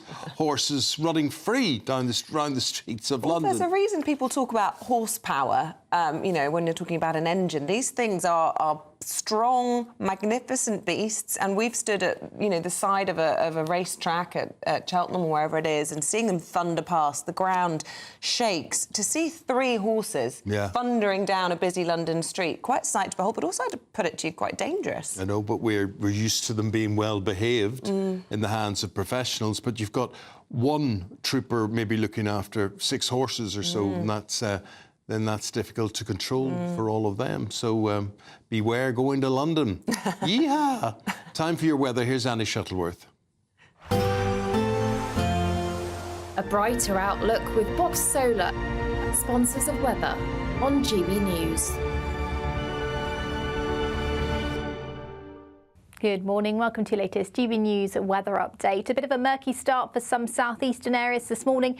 Elsewhere, though, it will turn brighter. However, some showers are on the way in the northwest later on today. So the rain from yesterday, all that cloud still hanging about across the southeast through this morning. Some drizzly rain as well for parts of East Anglia down into Kent too. Behind it, though, for many western and central areas of England and up towards Scotland and Northern Ireland, it will turn much brighter through the middle of the day. However, looking northwest, it will cloud over towards the afternoon with some rain and showers. Temperatures around 17 to 21 degrees at best, a little fresher than yesterday. Through this evening, we'll continue to see that rain pushing in from the north and west. Here it's going to be a wet 12 hours or so, particularly across northwestern areas of Scotland. Quite a lot of cloud around. We could see some heavier bursts of rain in there across parts of Northern Ireland too. Now, a mix of clearer skies and some spells of showers across northeastern areas of England, but it will be clearer further south for much of Wales, the southwest central areas of England too. And actually to the southeast, it will be a much brighter end to the day compared to this morning. Through this evening, well, it stays quite cloudy and wet across northern areas, and it will remain fairly dry across the south, but that dry weather will become more and more restricted to the far south coast as the night goes on. And we've got this cloudy, wet weather, quite humid air moving in from the south and west, so temperatures will be around the mid-teens across southern areas by tomorrow morning, but it's going to be a fairly damp start through Wednesday, and there will be quite a lot of wet weather, particularly across western areas of the UK. There will be some spells of rain across the southeast, but it should be much drier here compared to elsewhere. Quite a lot of cloud around across the west, some hill fog and coastal fog too, making it feel rather murky here. Temperatures 17 degrees in the west, perhaps 20 degrees in the east. Have a great day. See you later. That warm feeling inside from Boxed Boilers, sponsors of weather on GB News. And we could be sponsoring you with the Great British Giveaway. Yeah, and it is great. It's £30,000 in tax-free cash. It's our biggest prize to date, and all you have to do is enter your details. Here's how. £30,000 in tax-free cash really could be yours. It's our biggest cash prize of the year so far. And you could be getting that winning call from us to tell you that you're our next Great British Giveaway winner. You're joking. Really? Seriously? It's not a wine. What is it? Oh, slipping neck. Oh, dear. Oh, my God. This is amazing. I'm in shock. Like I said, I've never won anything like this. That is absolutely fantastic. We're over the moon. Thank you. For a chance to win £30,000 in tax-free cash, text cash to 63232. Text costs £2 plus one standard network rate message. You can enter online at gbnews.com/win. Entries cost £2. Or post your name and number to GB07 PO Box 8690 Derby DE1 9TT. UK only. Entrance must be 18 or over. Lines close at 5 p.m. on the 30th of August. Please check the closing time if listening or watching on demand. Good luck. Good luck indeed. We will take a break there. After that... Should we ditch the green belt to build new houses? Apparently that's what Starmer wants to do. We'll be debating it after this.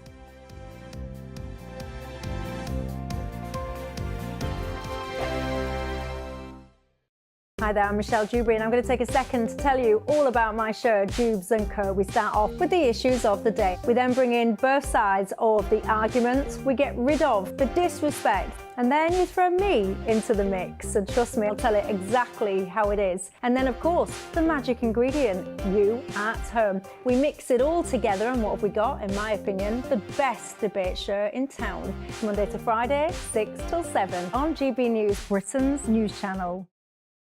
On election night, we are throwing a party. The GB News Election Night Watch Party will be live from Essex and you are all invited. On air from 10 o'clock, we'll have familiar faces from across the channel, entertainment and lots more stuff as we keep our eye on all the results as they come flying in. If you want to join our live Election Night Watch Party audience, scan the QR code on screen or go to gbnews.com/election party. If you want your news to be straight talking... This is a nightmare for the Conservatives again. Down to earth. It's not just Nottingham where this is happening, is it? And most importantly, honest. Hard-working, middle-class taxpayers, they'll get the book thrown at them. Then catch me, Martin Daubney, Monday to Friday, 3 till 6 p.m. on GB News, Britain's news channel. In the GB Newsroom, we bring you the news as it happens. With our team of dedicated journalists across the UK, GB News brings you accurate reporting of the day's topical agenda. When the news breaks, wherever and whenever it's happening, we'll be there. This is GB News. The People's Channel, Britain's news channel. Join me, Neil Oliver, every Sunday night at 6 p.m. on GB News. And if an hour is not nearly enough for you, go to gbnews.com for special extended episodes online every Friday at 9 p.m, where we can truly get into the nitty-gritty of what's going on. GB News, Britain's news channel. Are the newspapers getting you down? My wife didn't divorce me that month. Struggling to separate the wheat from the chaff? I know that it's a bit of a circus at the best of times. Well, don't worry. Headliners has got you covered. We'll take the burden of reading the day's news, and if we get depressed, who cares? It's an occupational hazard, frankly. That's Headliners on GB News from 11 p.m. till midnight, and the following morning, 5 till 6 a.m. on GB News, the comedy channel. Nah, just kidding. Britain's news channel. I'm Patrick Christie's. Every weeknight from 9, I bring you 2 hours of unmissable, explosive debate and headline-grabbing interviews. What impact has that had? We got death threats and the bomb threat and so on. As time passes, she could have said stump. You made my argument for me. My guest and I tackle the issues that really matter with a sharp take on every story. It went everywhere. Something practical could be done. I can become something different. Patrick Christie's tonight from 9 p.m. only on GB News, Britain's news channel.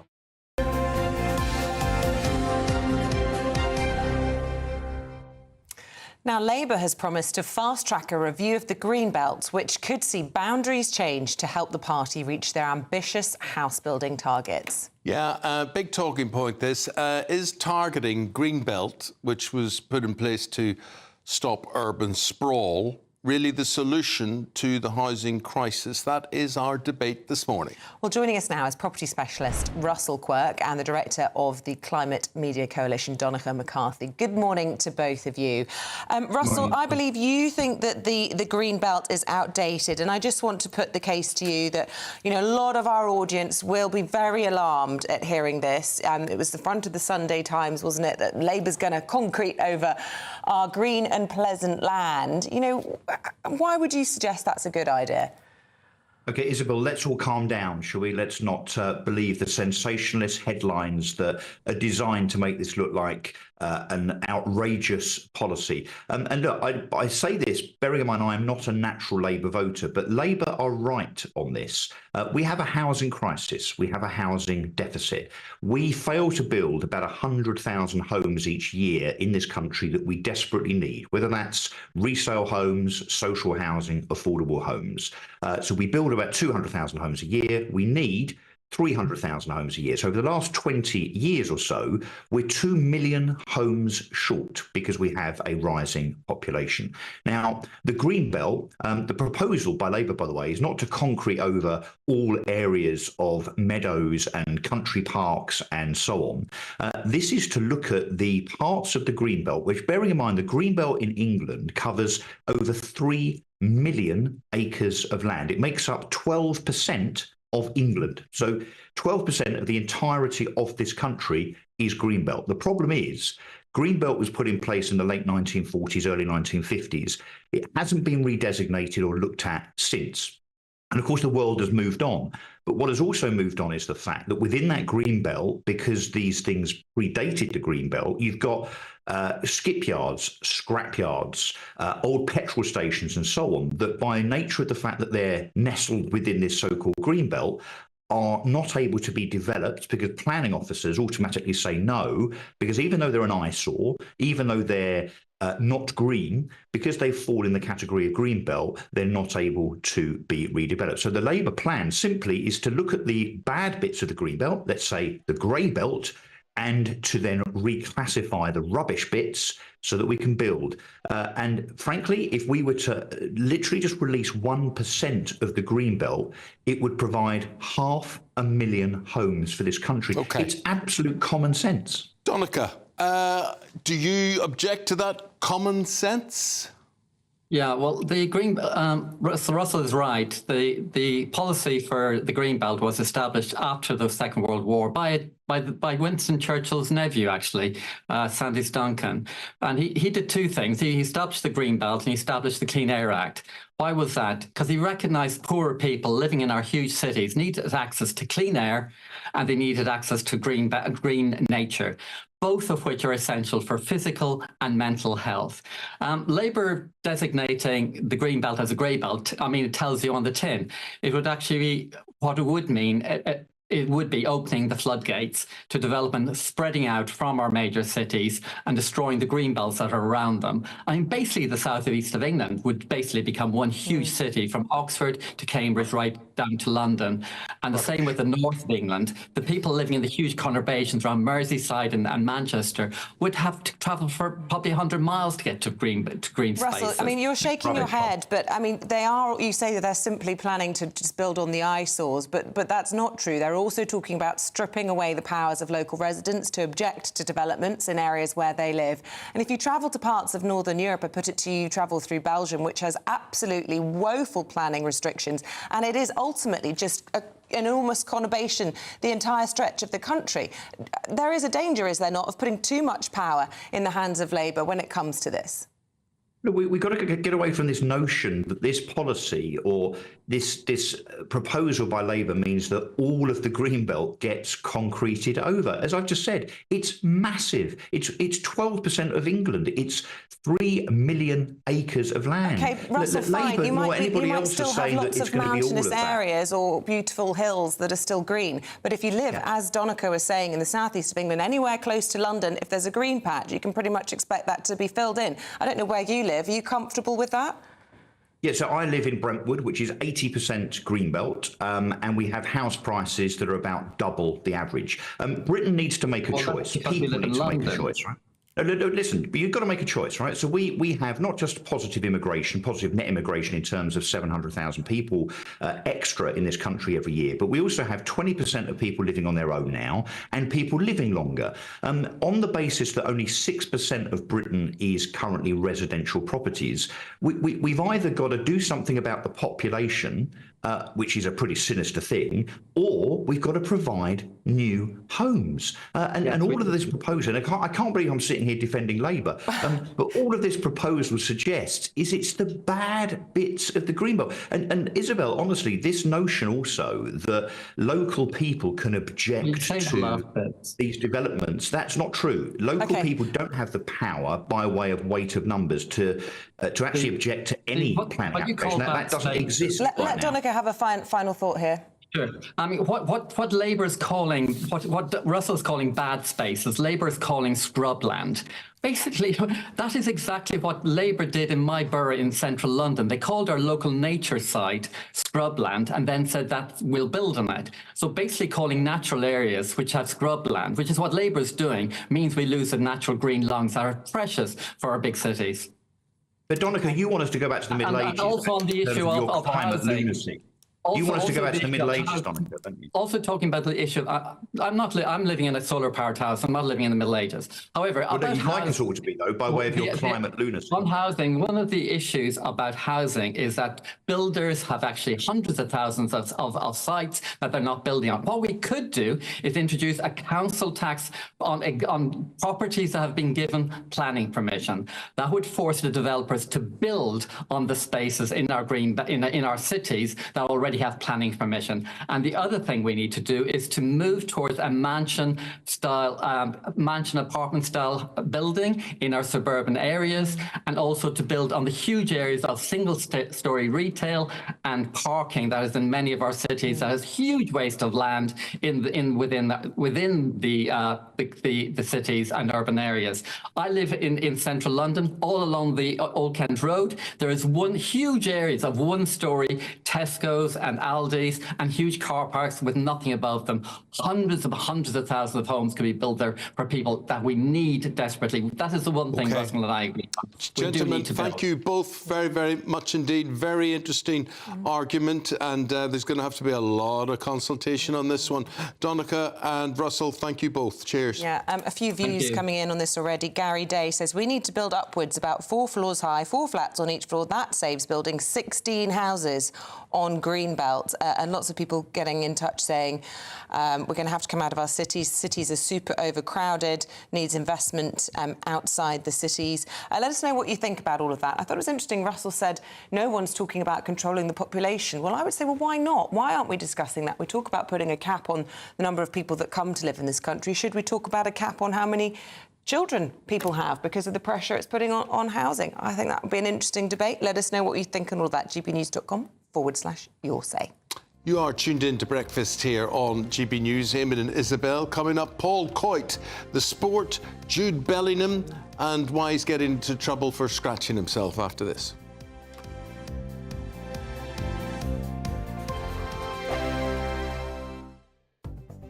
The latest GB News travel. Hello, good morning. I'm Andy Hilbert with the latest on the roads across the UK for a Tuesday morning. In Edinburgh, the M8 eastbound is closed due to overrunning roadworks at Junction 1 for the Edinburgh City Bypass. In Derbyshire, the northbound M1, the entry slip road is partially blocked due to a broken down vehicle at Junction 30 for works off in Sheffield South. And in Bedfordshire, the southbound M1, that's slow due to an earlier broken down car just after Junction 12 at Flitwick in the roadworks. In Bristol, the eastbound M4, the exit slip road to the M5 South is partially blocked due to emergency barrier repairs. That's at Junction 20 for the M5 and the Almsbury interchange. And in Greater Manchester, the clockwise M60 moving better now. The lane is now open on the entry slip road following that broken down vehicle at Junction 22 at Fort Failsworth. And in Fife, the M90 South exit slip road closed due to overrunning roadworks at Junction 1C for Admiralty Road this morning. That's the latest. You're up to date. You can stay up to date throughout the day by visiting our website gbnews.com. GB News is Britain's election channel. And when the big stories break, we're tackling them on Britain's newsroom. When we disagree, and we disagree a lot, it's even livelier than normal. We don't disagree that much. We do. His comedy, though, is revolting. I knew her, unlike you. That explains Beverly Turner's temperament. It's a bit frosty in here, isn't it? He'll have one of me one day. For dartball practice. Britain's newsroom on GB News. Weekdays, 9:30 a.m. GB News, the People's Channel, Britain's news channel. Congratulations to the GB News winners at this year's Trick Awards. And the winner of Interview of the Year is Alistair Stewart reveals his heartbreaking diagnosis to Camilla Tominey. And the winner is GB News Breakfast. And the winner is Nigel Farage. And thank you to you, our GB News viewers and listeners, for making us the People's Channel, Britain's news channel. This election night, we're putting on a party. And you are invited, We'll be here with you. following all the twists and turns. As well as all the live reaction from our election night watch party. With our GB News lineup. And as morning breaks, we'll be here with breakfast from 6 a.m. As it becomes clear who the winners and the losers really are. Vote 2024. Thursday, the 4th of July. Only on GB News. Britain's election channel. GB News is Britain's election channel. And when the big stories break, we're tackling them on Britain's newsroom. When we disagree, and we disagree a lot, it's even livelier than normal. We don't disagree that much. We do. His comedy, though, is revolting. I knew her, and unlike you. That explains Beverly Turner's temperament. It's a bit frosty in here, isn't it? He'll have one of me one day. Yeah, for dartball practice. Britain's newsroom on GB News. Weekdays, 9:30 a.m. GB News, the People's Channel, Britain's news channel.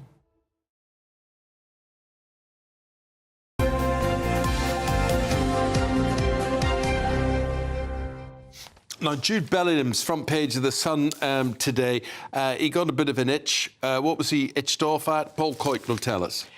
Well, he was grabbing around the certain areas as his celebration for the goal that he scored, that last-minute goal that he scored against Slovakia on Sunday. So there we are. Run that by me again. He was grabbing his bits in celebration. Look, see, there's Harry Kane there. Can't believe what he's seeing. He's almost like he's covering his eyes. I can't believe what Jude Bellingham's doing there. He's walking away, and it's almost, I mean, from what I saw, I remember when it happened, it's just pretty much saying, you know, how big kahunas do I have, Right, you know, okay. to score in such a situation. And also, I think it's a reaction to the fact that the team were getting a little bit of stick from the games before. He was a bit unhappy with the way people were talking about it. I think that's what it is.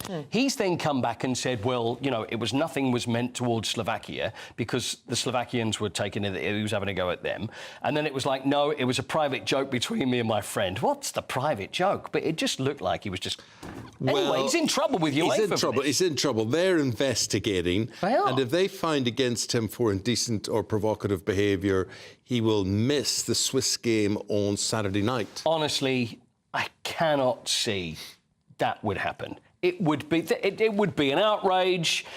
Everybody would be up in arms about it. Just the fact that of all the things that we've seen over the years, just because of a gesticulation like that. Yeah, I think the thought police need to get a life, to be honest. Whatever it is he's accused of, you can't prove it. He could just be having an itch. Well, it could have been provocative. It could have instigated crowd violence or whatever. Oh, come on, Eamonn. Really? But if it was at... What, from just grabbing? If it was at their supporters. Right, So which it wasn't. Well, I don't know. I'm not in the investigative panel. I don't know. Neither are you, but they will... Well, yes, I am, actually. How do you know I'm not? Itching could create violence, incite violence. You can't be provocative against opposition supporters. That's true. I mean, that's true. But I think he walked away, looked over, so that's what they're complaining about. But anyway, I'm sure everything's going to be fine. Man up. A little bit about Wimbledon is that Emma Raducanu is through. OK, first round. We'll see how things go. It's a long tournament, but she's through. Katie Boulter plays today.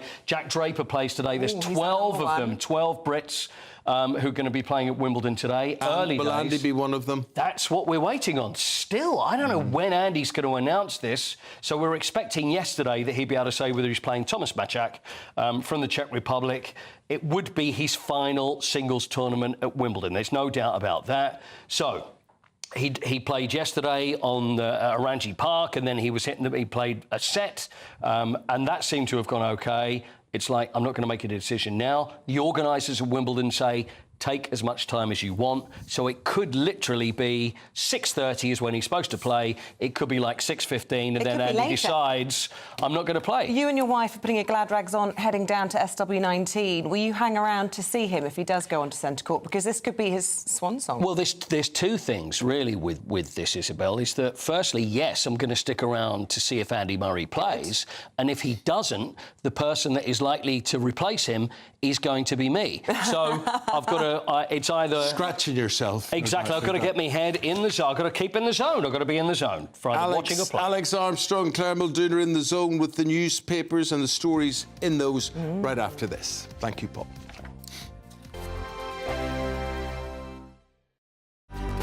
Good afternoon, Britain. Your lunchtime update on the stories that matter across the UK. From breaking news and insightful analysis, inspiring stories and lively debates. You're comparing yourself to a former Prime Minister. Which is it? Stay informed, stay updated, stay entertained. I just don't know how anyone would not want to be there. Every weekday from midday. We are Good Afternoon Britain, only on GB News. Britain's news channel. This is GB News, Britain's news channel. Recent polling suggests dentistry has become the hardest NHS service for patients to access, within NHS treatments still 15% lower than pre-pandemic levels. So a YouGov survey reveals that more than 70% of Brits describe seeing the dentist as difficult, compared with 64% for GPs and 42% for A&E services. One British man, get this, he even took to flying 10,000 miles for dental care, saying the extra time and money spent was far less hassle than trying to get an appointment on the NHS. I mean, it's a sad state of affairs. And a shocking 1/5 of UK adults have also admitted to trying DIY dentistry, including the old trick of tying string around a wobbly tooth and slamming it in the door so it comes out. So, should people be more careful when taking their teeth into their own hands? That is one of the problems. Obviously, population growth makes it much more difficult for people to access NHS services, but they need to then catch up on the other side with dental services and increase the amount of dentists and access to dentistry, and especially NHS dentistry, obviously. What's the cut-off age for free dentistry on the NHS? So it is 18 years old, but there are exemptions around maternity, pregnancy. There's some free care around pregnancy. We saw some data a few weeks back about the number one cause for child admission into A&E is tooth decay. I mean, that was shocking when I read it. It's really bad, and what happens is people, kids with multiple decayed teeth, they basically have to be put under general anaesthetic, and then all those rotted teeth have to be extracted under general anaesthetic. Like, if those baby teeth start going crooked, then the adult teeth start going crooked as well. So it is important to look after the baby teeth. It's really important. I think they should make it more central to their policies, definitely. The People's Channel. On election night, we are throwing a party. The GB News Election Night Watch Party will be live from Essex, and you are all invited. On air from 10 o'clock, we'll have familiar faces from across the channel, entertainment and lots more stuff as we keep our eye on all the results as they come flying in. If you want to join our live Election Night Watch Party audience, scan the QR code on screen or go to gbnews.com/election party.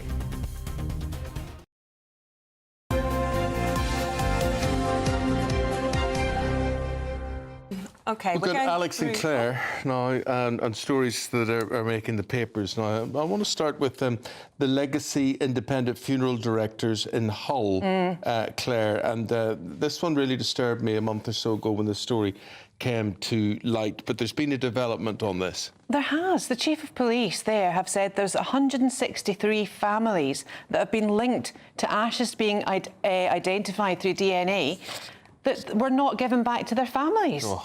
This is just absolutely awful. This was a company that, when the story broke, I think in March of this year, it was found that bodies were left, they were uninterred, they weren't cremated, and the company were just like, well, you know... Not even in fridges in some cases. So what are you saying? So if you were a family and your loved one was there on these premises, you assumed that they had been cremated? Yes, you assumed that when you went to the crematorium, that the body that you saw go through the curtains was actually that of your loved one, and it turns out that it wasn't. But what was it? Other people. Other people? Could have been anybody. Yes, absolutely anybody at all. Yeah. And meanwhile, your beloved child, mother, father... Exactly. 163 families I think that have been affected by this. The criminal penalties for this has to be, you know, the full force of the law. Yes. This is just absolutely... I mean, we talk about human rights a lot, but this is an absolute contravention of your most basic human right, dignity, correct, and respect in death. There is no dignity, absolutely no dignity nor respect in death. Those families, those poor families, the last thing you should be able to do for somebody that you've loved for your entire life is to give them a good send-off, and it's completely deprived of any morals, these companies. And I'm so glad they're getting exposed for what they are. But Alex, really... I'd like to know why you would be running an undertaker's business and not really care what happened to the bodies, not taking ownership or responsibility. What were they getting out of this? Money. It's actually quite a lucrative business, believe it or not, particularly more so since COVID, unfortunately. It's sad to say that. But we are an ageing population, so that actually the funeral care business is a growing business in terms of how much money it can make. It's just shocking to read some of the quotes. In fact, I don't even want to read them out because it's too early in the morning to say what some of the quotes are here. But really just despicable behaviour. These people should go to prison for a long time. It also makes you wonder that it just can't be one of these undertakers. There has to be others involved. I can guarantee you there's more. We can guarantee you there's more. OK, well, we break away from the paper review and we say good morning to Maria Caulfield. She's Parliamentary Under-Secretary of State for Mental Health and Women's Health Strategy. Good morning.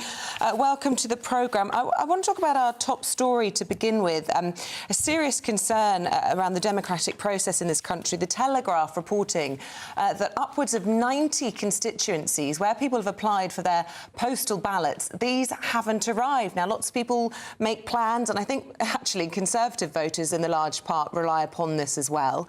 People go on holiday, people go to work, they simply aren't at home and can't go to their local voting booth. So what's being done about this, and, you know, how seriously are you taking it? So Kevin Hollinrake, who's the minister who's responsible for overseeing the Royal Mail, is in urgent talks with the Royal Mail. He's, I think, been to visit them as well to make sure that they're doing a big sweep of each and every depot, so that if there are postal votes there, they're getting out to people and putting on extra staff to get those onto people's doorsteps. So my understanding is local councils have sent out those postal ballots, so it is a Royal Mail issue rather than a local council issue. And what I would say to your viewers, if their postal votes are arriving late, they can still take them to the polling stations on the day if they're worried that they won't get back in time. But there is concern in a few constituencies, not all, and not a huge number that we're picking up. But where there are, Kevin Hollinrake is personally meeting with Royal Mail to try and get this resolved urgently. And I believe some of those constituencies include cabinet members who are competing to try and hold on to their seats. A lot of people would say that this is symbolic, really, of broken Britain. Well, as you will know, Royal Mail is not a government-run company. And there have been problems with Royal Mail. I personally, and as have many MPs in Sussex, taken up issues about delays in post for Royal Mail for a little while. That did seem to improve. They brought in extra, they had a bit of a recruitment freeze. They brought in extra staff. They had taken away staff vans for posties.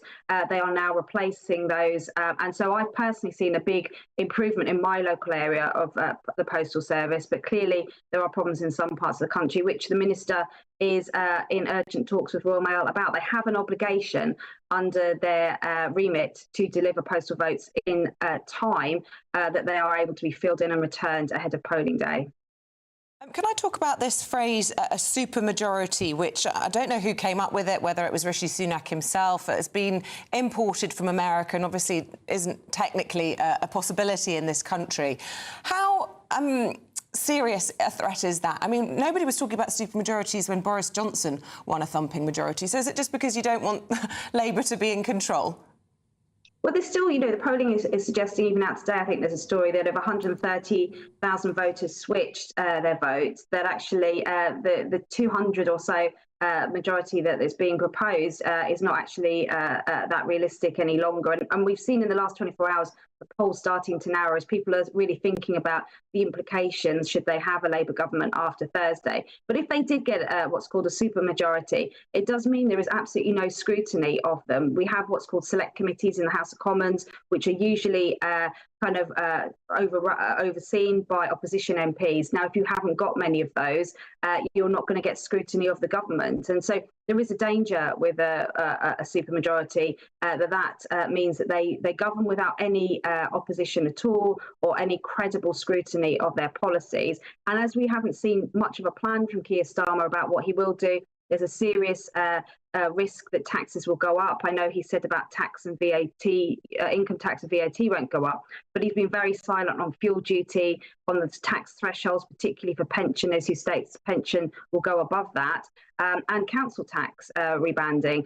So there's real concerns that if they bring in some of the policies they're suggesting, that there's absolutely no scrutiny of those policies. But as I said, the polling is narrowing, and there's also a suggestion that should 130,000 people switch their vote between now and Thursday, that supermajority is not necessarily something that would happen. Understand, though, why people say that this is just fear-mongering and that, of course, there are checks and balances very much built into the system. You're not just talking about cross-party select committees. Of course, you have the House of Lords, the second chamber. You have the courts as well to make sure that there are these checks and balances. It's not like an American system, and this is simply playing into the whole rhetoric of fear, isn't it? Well, we know that the House of Lords has certainly done its bit in trying to stymie this government's attempts, particularly on issues on immigration. Well, you've had 14 years in power. Well, we haven't. The 14 years in power isn't strictly true. The first 5 years were with the Liberal Democratic coalition, and so we were restricted in some of the things we wanted to do. The next 4 years, we had actually no majority at all. And in Theresa May's day, we couldn't even get a vote through for a general election. It's only really since Boris came into government in 2019 that we had a working majority of a Conservative nature. And of course, 8 weeks after that election, we had COVID and were locked down for 2 years, and that was our complete focus. And so really, you say 14 years, they've not been the easiest 14 years, and they've not all been with a Conservative majority. But Project Fear does seem to be the attack line coming out of CCHQ. You've got the Prime Minister talking about bots behind reform and talking about Russian interference. And I just wonder what evidence you've got at the moment of this threat. I mean, it's pretty weak, isn't it? Instead of going after votes, you're attacking the electoral system in terms of Russian interference. No, we know across the whole world that there are threats of AI.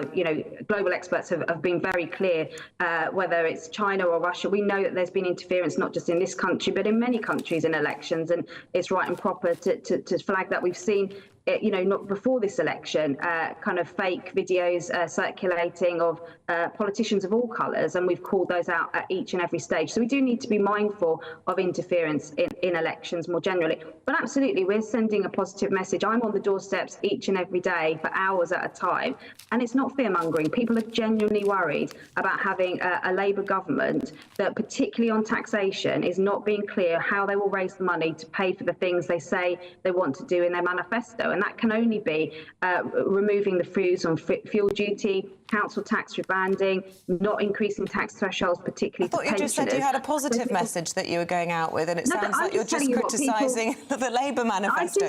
I'm just telling you what people are saying to me, that they are genuinely fearful of that, and where they see in our manifesto... Where's this positive message? Sorry, I missed it. So in our manifesto, for example, we are looking at education, for example, increasing what has been really successful in terms of apprenticeships. We've now got more apprentices than ever before. We've got over 70 professions where you don't need to go to university to get your degree. You don't need to build up a student loan. You can do a degree apprenticeship and earn while you learn and have a job. That's been a real success.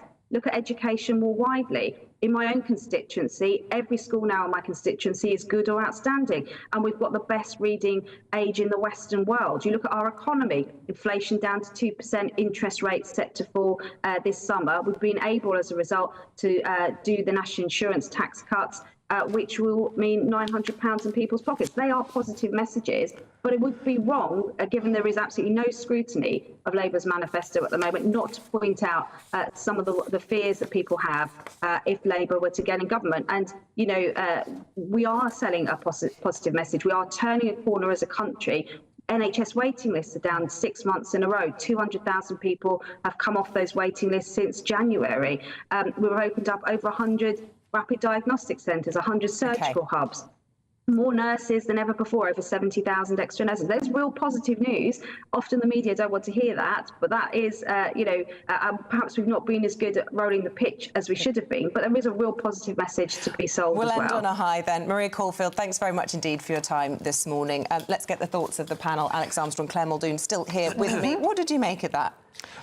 Well, go ahead, Claire, after you. Well, you know, I'm just a bit I'm still looking for the positive message. I thought that was, I broke into a wee giggle there with your wonderful anchoring. But there is, for me, the postal votes, I don't think it should be open to anyone. I think it should be only for those that actually cannot physically make a polling station.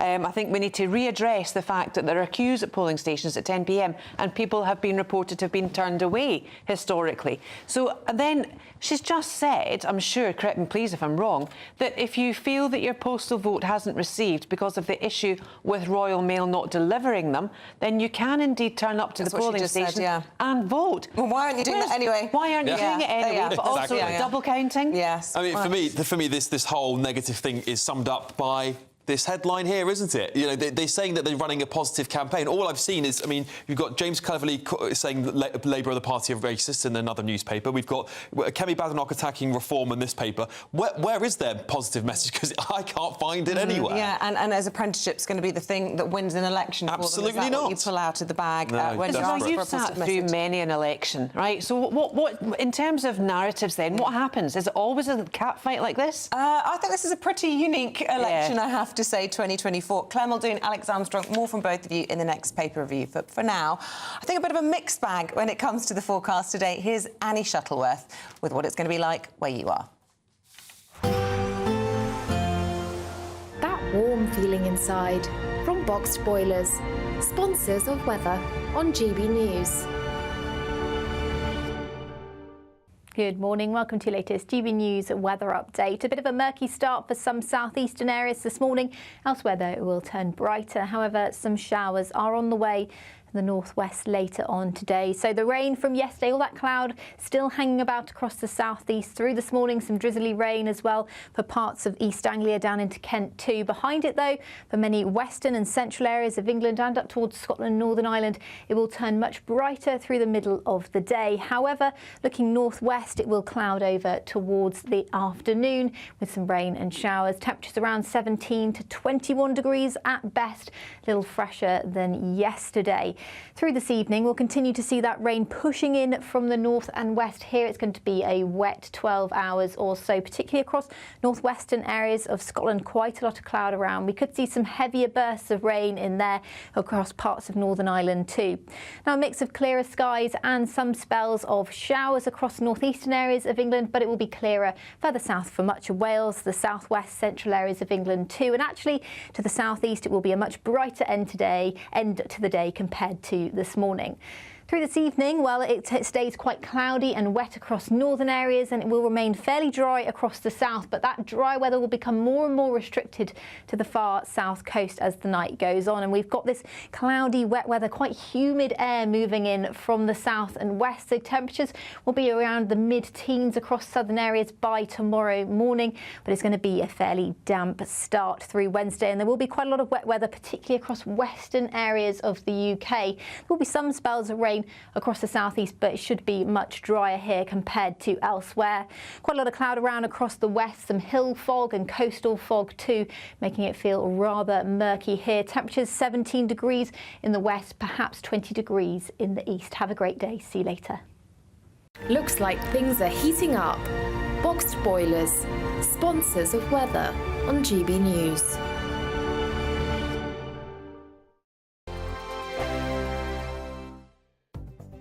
The latest GB News travel. Well, good morning, I'm Andy Hilbert with the latest on the roads across the UK for a Tuesday morning. In Edinburgh, the eastbound M8 is closed at the minute due to overrunning roadworks at Junction 1 for the Edinburgh City Bypass, Junction 3 at Livingstone, the queues. In Derbyshire, the northbound M1, the entry slip road is partially blocked due to a broken down vehicle at Junction 30 for Worksop and Sheffield South. In Bedfordshire, the southbound M1, that's slow at the minute due to an earlier broken down car just after Junction 12 at Flitwick, and also too on the clockwise M25 in Surrey. One lane is closed at the minute due to an accident that's going to affect you at Junction junction 9 for Leatherhead. And in Bristol, the eastbound M4, the exit slip road to the M5 south is partially blocked due to emergency barrier repairs. That's at junction 20 for the M5 at the Almesbury interchange at the minute. And in Warwickshire, the M42 south partially blocked due to an accident at junction 9 for Curdworth this morning on the M42. Europe Today. You can stay up to date throughout the day by visiting our website gbnews.com. £30,000 in tax-free cash really could be yours. It's our biggest cash prize of the year so far. And you could be getting that winning call from us to tell you that you're our next Great British Giveaway winner. You're joking. Really? Seriously? It's not a wind-up, is it? Oh, slippy neck. Oh, dear. Oh, my God. This is amazing. I'm in shock. Like I said, I've never won anything like this. That is absolutely fantastic. We're over the moon. Thank you. For a chance to win £30,000 in tax-free cash, text cash to 63232. Text costs £2 plus one standard network rate message. You can enter online at gbnews.com/win. Entries cost £2. Or post your name and number to GB07 PO Box 8690 Derby DE1 9TT. UK only. Entrants must be 18 or over. Lines close at 5 p.m. on the 30th of August. Please check the closing time if listening or watching on demand. Good luck. If you want your news to be straight talking, this is a nightmare for the Conservatives again. Down to earth. It's not just Nottingham where this is happening, is it? And most importantly, honest. Hard-working, middle-class taxpayers, they'll get their book thrown at them. Then catch me, Martin Daubney, Monday to Friday, 3 till 6 p.m. on GB News, Britain's news channel. In the GB newsroom, we bring you the news as it happens. With our team of dedicated journalists across the UK, GB News brings you accurate reporting of the day's topical agenda. When the news breaks, wherever and whenever it's happening, we'll be there. This is GB News, the People's Channel, Britain's news channel. We're proud to be GB News, the People's Channel. And as you know, we always love to hear your views. Now, there's a new way of getting in touch with us at gbnews.com/your say. By commenting, you can be part of a live conversation and join our GB News community. You can even talk to me, Bev Turner, or any of the members of the GB News family.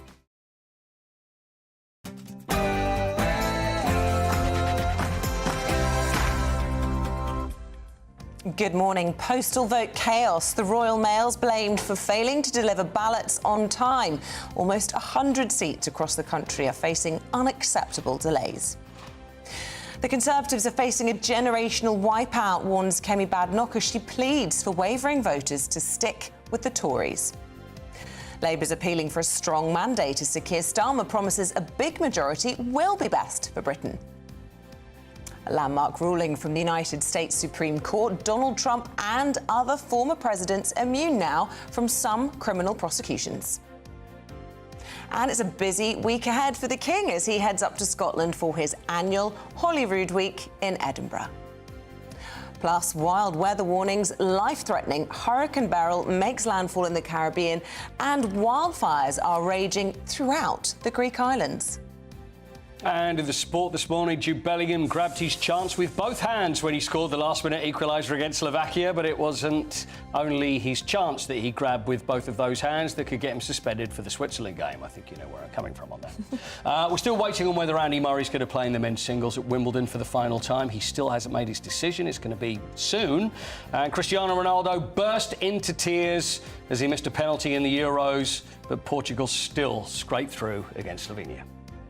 Good morning. There's a bit more sunshine around today, but it's going to be a fairly changeable week. You can find out all the details with me a little later on. It's just gone 8 o'clock. I'm Isabel Webster, and this is GB News Breakfast.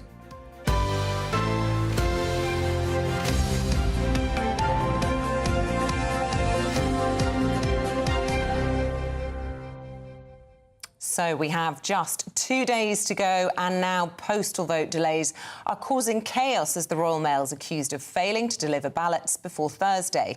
They've been forced to draft in extra staff and scramble resources to ensure that all votes are counted. Well, this comes as political leaders begin to make their final election pitches to voters. Rishi Sunak trying to win over reform voters, while Sir Keir Starmer is promising that a big majority is best for Britain.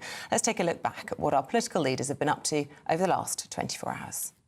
Whether you're a business that's struggled because of the damage that's been done to the economy, or whether you've served your country in uniform or in your community, then this campaign, this positive Labour campaign, is for you, and the fight for change is for you. We've had 2 debates head-to-head, and anyone who's watched them would have seen that Keir Starmer just simply can't answer the question. What would he do with illegal migrants that come to our country? He doesn't have a plan. Britain is broken. Britain needs reform.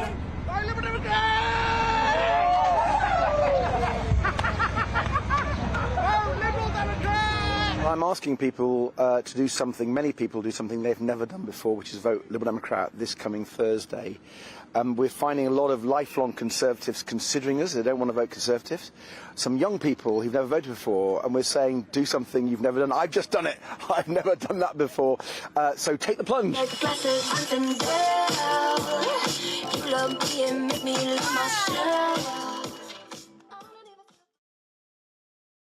Oh, my eyes. I just can't unsee it.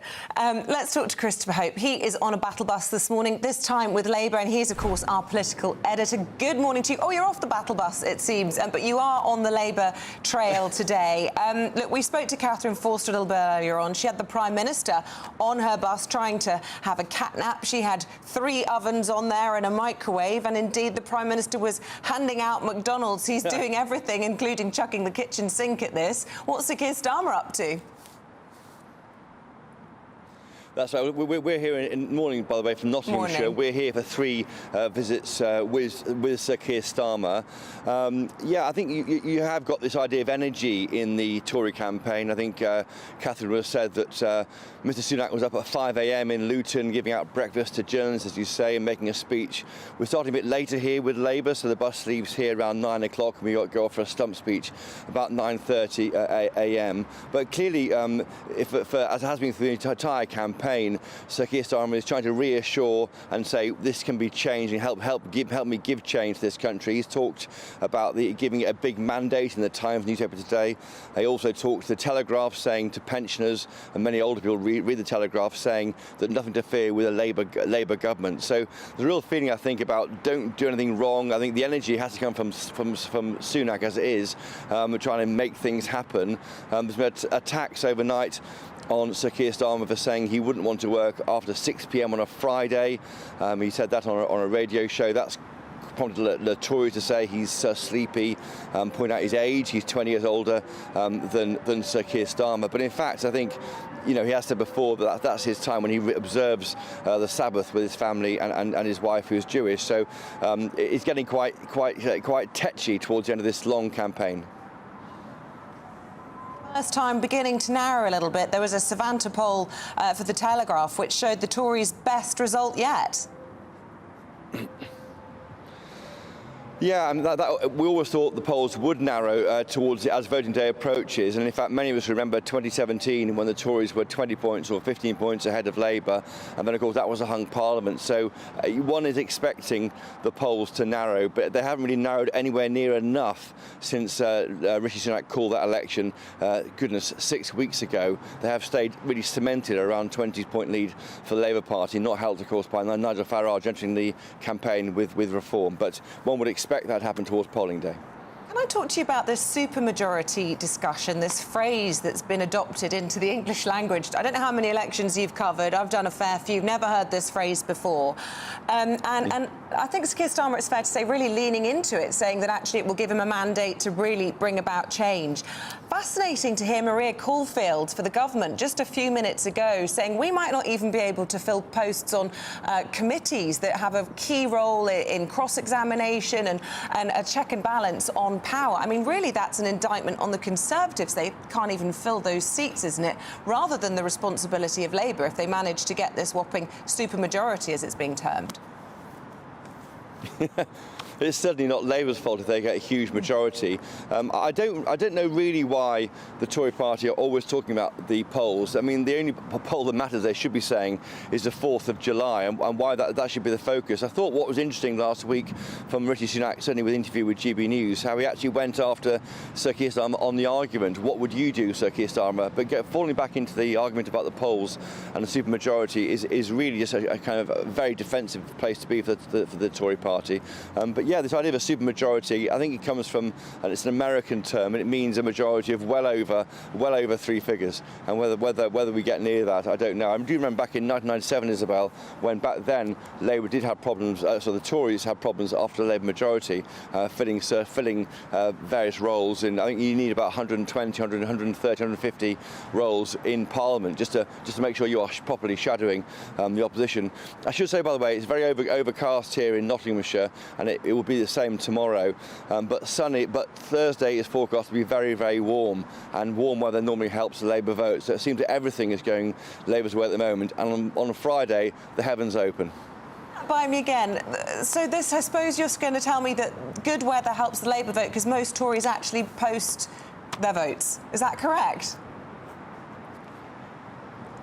Historically, good weather is meant to favour the Tory party. It goes back to the idea that if it's raining, Labour voters can't bother to get out of bed to vote, or they can't get in the car, and Tories sort of fight through the weather. I mean, I don't want to annoy GB News viewers too much, but that is the idea from the past. Normally, hot weather favours the Labour Party, and that's Thursday. Gosh, beggars belief. All right, Christopher, we'll let you get on. Busy day for you. Another couple of days of this to go. Thanks ever so much. See you a little bit later on. Let's welcome Sean Simon back onto the programme, former Labour MP. Goodness me, next we'll be talking about seeding rain clouds like they do in Dubai, or whatever the phrase is. There's disruptors. Maybe Farage will be up there trying to get some rain to benefit the right.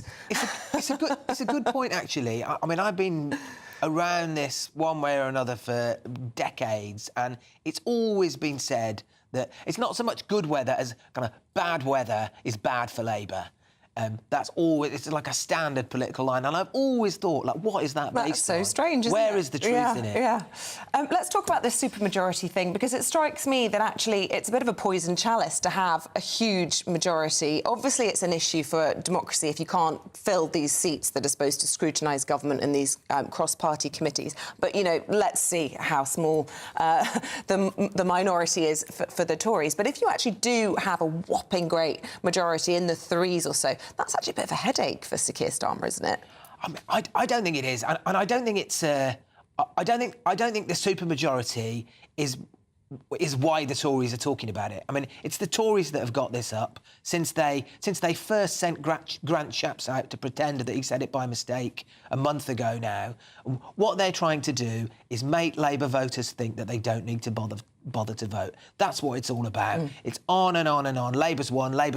The only question is how much they've won by. Do you really want them? And if you make people think that all their vote is doing is making the Labour majority even bigger, then inevitably a fair chunk of people are going to think, well, why should I bother then? And hey, maybe that tactic's working. I mean, we've seen the first sort of narrowing of the polls now, this Savanta poll for the Telegraph, which had the Tories up 3 points on 24 and Labour on 39. That's the best polling for the Tories in the campaign yet. I have, ever since they started doing it, I have always thought this tactic would work. I think it's almost bound to work. If you can really convince people that it's a foregone conclusion, it's all over, and the question is only whether Labour win by a ridiculous, unnecessary margin, inevitably some people are going to stay at home. And that's why Labour now is so determined to say, no, you've got to get out and vote. If you want change, vote for it. Because it's a risk. And you were quite dismissive then of the issue of having a large majority being problematic. But actually, we've seen this with the Conservatives, haven't we? That you have backbenchers that then sort of punch above their weight and can become the noisy wheel, if you like. Gordon Brown, former Prime Minister, saying there's not been enough talk about child poverty. It's been a big thing of acts of his to grind. And that's going to whip up a bit of a frenzy, isn't it, on the backbenchers, which could be a headache for Sir Keir Starmer, who, as we know, is absolutely intent on being quite, well, straight when it comes to the economy for the first year or so because of how tight finances are. Labour's run a really, unusually thorough internal process over the last 2 years to select parliamentary candidates that were very much in the image of the leadership and kind of on message and on board. And I think that you'll have a very unusually high-quality parliamentary party and they will be very unusually loyal. I don't think that's where the problem will be. of a big majority. I think the problem will be expectation from the public. People will think if there's a huge Labour landslide like there was in 97, people will expect to see change like there was in 97, and it'll be a lot harder this time. You'll have heard all the noise about the vote share and how actually Sir Keir Starmer could end up with a smaller vote share than Boris Johnson, than Tony Blair, who both won these landslide majorities, but actually end up having more seats. Do you think that we could see, especially with the rise of Reform being so successful at such a late date in this whole campaign, and potentially getting millions of votes, possibly only a handful of seats, if any, all to be seen what happens on Friday. Do you think that this debate needs to come back and a proper vote on this? Because we had a referendum on changing the voting system, but it was so complicated and convoluted. I did a degree in politics. I didn't even understand it at the time. You know, do you think there is a legitimate question, or do you really, really believe in the sort of two-party politics that we have in this country, even with all the problems that come with that? I think it's an absolutely legitimate question. Personally, I think the British system is proven over centuries to work. Does it still, though? I mean, do you think it's still... We've almost seen gridlock in terms of trying to lead the Conservative rabble with all the problems and division and this broad church, but they're like different parties. Well, I think if there's an institution that is almost broken, it's the Conservative Party rather than the British. Do you think it's a Conservative problem rather than that? I think so, and I think we're seeing a reaction to it. The British people are saying, well, no thanks. Sean, remind me where you were MP, because I think it was somewhere in the Midlands, wasn't it? Birmingham. Erdington in Birmingham. Right, talk to me. Is Erdington sort of suburbs area, or...? It's what in Birmingham, it's what they call the outer city. OK, so it's not quite in a city, not quite a little bit of green belt round there. Not really. Not really. Right. I just can hear our audience, whether listening, you know, driving through the green belt this morning, good morning to you if you are, whether watching on the TV, living in our green and pleasant land, really concerned about the kind of disregard that this metropolitan party seems to be showing towards the countryside. And there seems to be, and we did a debate on it last hour, plenty of opportunities within our large cities, Birmingham, Manchester, London, wherever it might be, Glasgow, to use the land that is, or the buildings that are standing empty, and actually, instead of building on our green belt, using those sites instead. Why is Labour so intent on this and removing the power of locals to object? So, 2 points. Firstly, just on the planning in the green belt, I think, as your property expert said in the previous hour, look, they're not proposing to build on green areas of the green belt. All they're saying is, not all the green belt is green. Let's reclassify the bits of it that are dirty old industrial sites and build on them. Why not just start in the cities and on the empty stuff that's there? There's so much in London. I drive through every morning in the middle of the night. I can see empty buildings. Well, we've got these people that need homes, shove them in there. They certainly need to be doing that too. But the second thing I wanted to say is, I think you're right that Labour has an issue with the countryside. Yeah. I think it's a weakness for Labour. It is much more the party of the big city. And I've been in the Labour Party for 40 years, but I think Labour needs, as it goes into government, as we assume it will, needs to be conscious of that there are many millions of people in this country who don't necessarily have the same experience and values as they do, and to learn how to listen and to respect them. It's going to take a long time for those people to trust Labour, that's for sure. Sean Simon, great to get your thoughts this morning. Thanks for coming in.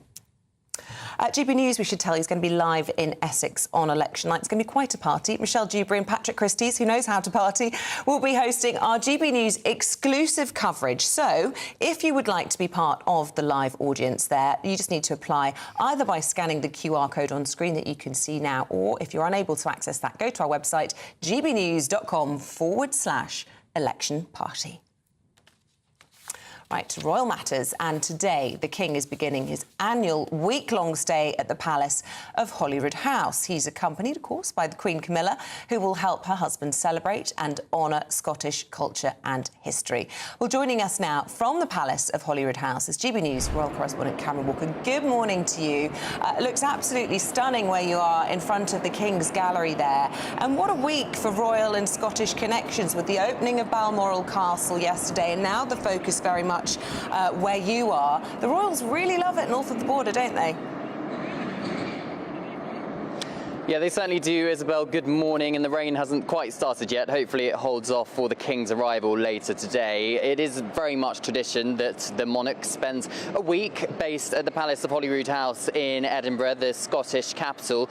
This year, though, slightly different, and that is because of the general election. It's a very slimmed down week. It's just 2 days. Two reasons for that, of course. First of all is that the King and the Queen and other members of the royal family can't carry out any engagement which could distract from the general election. And the second reason is, of course, that the King has a very important constitutional role to play on Friday back in London, where he will invite somebody, whoever that may be, to form a government and thus be Prime Minister for the next 5 years or so. The King and Queen have spent time at Birk Hall over the last couple of days. That's their private home very close to the Scottish Balmoral estate. As you said, the Balmoral Castle opens to the public for the first time yesterday, so 40 lucky visitors yesterday got to see inside that castle, and that was King Charles's decision to open it up for the first time. But here in Edinburgh later today, he will be inspecting a guard of honour and then will take part in the traditional ceremony of the keys, where the Lord Provost of Edinburgh, that's the kind of civic head of the city, traditional role dating back to the 13th century, will offer the King the keys to the city of Edinburgh. His Majesty is also going to be holding an investiture and will be knighting Sir Alexander McCall Smith, the author of No. 1 Ladies Detective Agency. Sticking with the literacy theme, a big passion of Queen Camilla's. She is going to be hosting a reception inside the palace behind me, a literary reception as well for Scottish authors. They are then going to be joining the Duke and Duchess of Edinburgh and host a magnificent garden party in the grounds of Holyrood House. Hopefully the weather holds off for that. If you remember the drowned scenes of Prince William hosting with the younger royals in Buckingham Palace back in May, I think they'll be hoping not for that here in Edinburgh. But of course, Princess Anne, the Princess Royal, she was meant to be joining the King and Queen this week. She is still recovering from her horse-related injury at her home in Gloucestershire. She said yesterday she was very sad to be missing the World War I commemorations in Canada, which of course she missed her royal tour to Canada late last week. Then tomorrow, Prince William is going to be joining the King and Queen and other members of the royal family for a service in St Giles Cathedral, the Thistle service, where Queen Camilla and the Duke of Edinburgh, Prince Edward, will be joining that ancient order. And then they will be all celebrating the 900th anniversary of the city of Edinburgh at Edinburgh Castle tomorrow as well. So it's a very busy week. Of course, the King's still undergoing cancer treatment. He's got 2 days worth of engagements here in Edinburgh, and then is going to have to hotfoot it back to London to take part, as I said earlier, in the general election constitutional duties. Oh, fantastic. OK, thanks very much. Yes, he could be welcoming a brand new Prime Minister, couldn't he, come the end of the week? So very busy for them indeed. We'll see you a little bit later on. Thanks, Cameron. OK, time is 19 minutes past 8. Let's take a look at some of the other stories coming into the newsroom this morning. Hurricane Beryl has hit the Caribbean, making landfall in Grenada, sparking warnings to life, threatening winds and dangerous storms. Officials have warned it is the earliest time of the year that a storm of such strength has ever formed in the region. Wild weather is also lashing Greece. Holidaymakers there have been warned of apocalyptic scenes with fires raging across the country. A prolonged drought has created tinderbox-like conditions as strong winds are helping to fan the fires. The Greek Prime Minister has said that wildfires are likely to come increasingly this summer. Plus, 3 military horses broke free from the Household Cavalry Mounted Regiment yesterday after being spooked by a bus. It is the second incident in 3 months involving army animals breaking loose in the capital.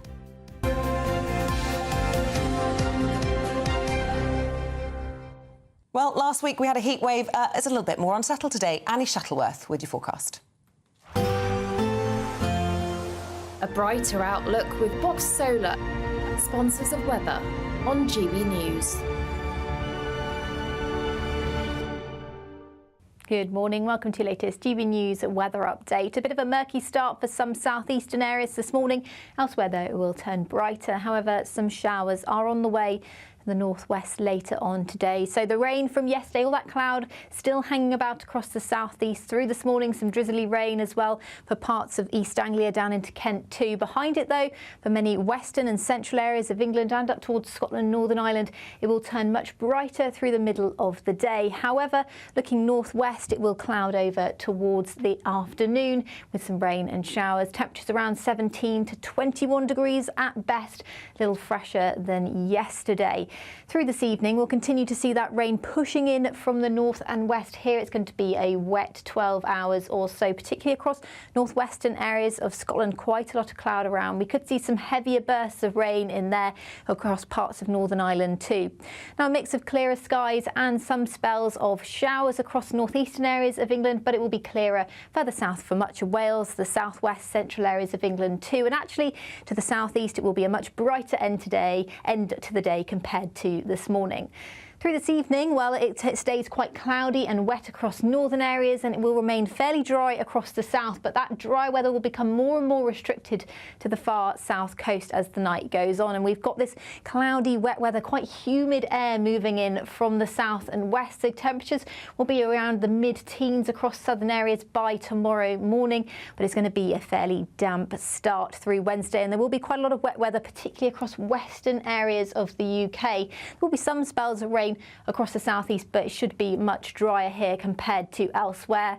Quite a lot of cloud around across the west, some hill fog and coastal fog too, making it feel rather murky here. Temperatures 17 degrees in the west, perhaps 20 degrees in the east. Have a great day. See you later. That warm feeling inside from Boxed Boilers, sponsors of weather on GB News. Right, well, if that doesn't depress you, this will cheer you up. Great British giveaway, and it is a great one. We have £30,000 in tax-free cash, and it is our biggest prize to date, so it'd be rude not to enter. Here are all the details.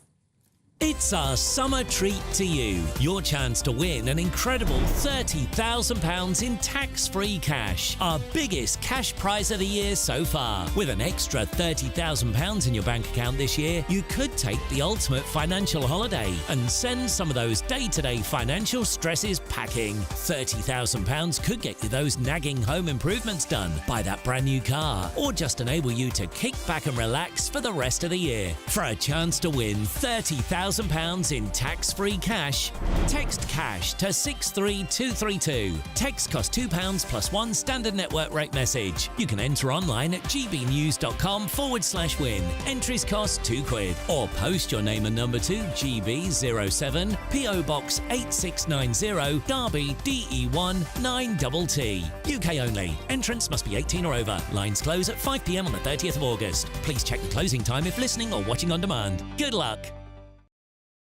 Good luck indeed. Still to come, as we've been doing all through the election campaign, we've been speaking to people at home about what they want to see in the next few days. We're going to be joined by two voters who are still making up their minds, talk about cutting it fine. All of that in just a moment.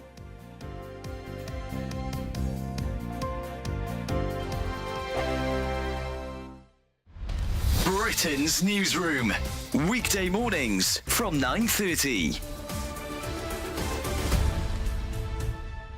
He fell into a coma. His family, of course, absolutely distraught. Because Turkey is outside the European Union, it therefore doesn't count under the Global Health Insurance Card scheme, which means that he is liable for these costs, and the family say that he's being held there for until they pay at least half the £41,000 that is owed. One of our viewers here saying their premium, because they have health conditions, can be as much as £1,000. But if they're going to go overseas to, as you say, a non-EU country, they still should take it. That's the message here, isn't it? Don't take the risk. Absolutely. Now, if you do have lots of pre-existing medical conditions, or you're an older person, my lovely mother-in-law is going to be 95 this week. She's still travelling, but only within Europe. And only because the cost of insurance is going to be many times the cost of the trip.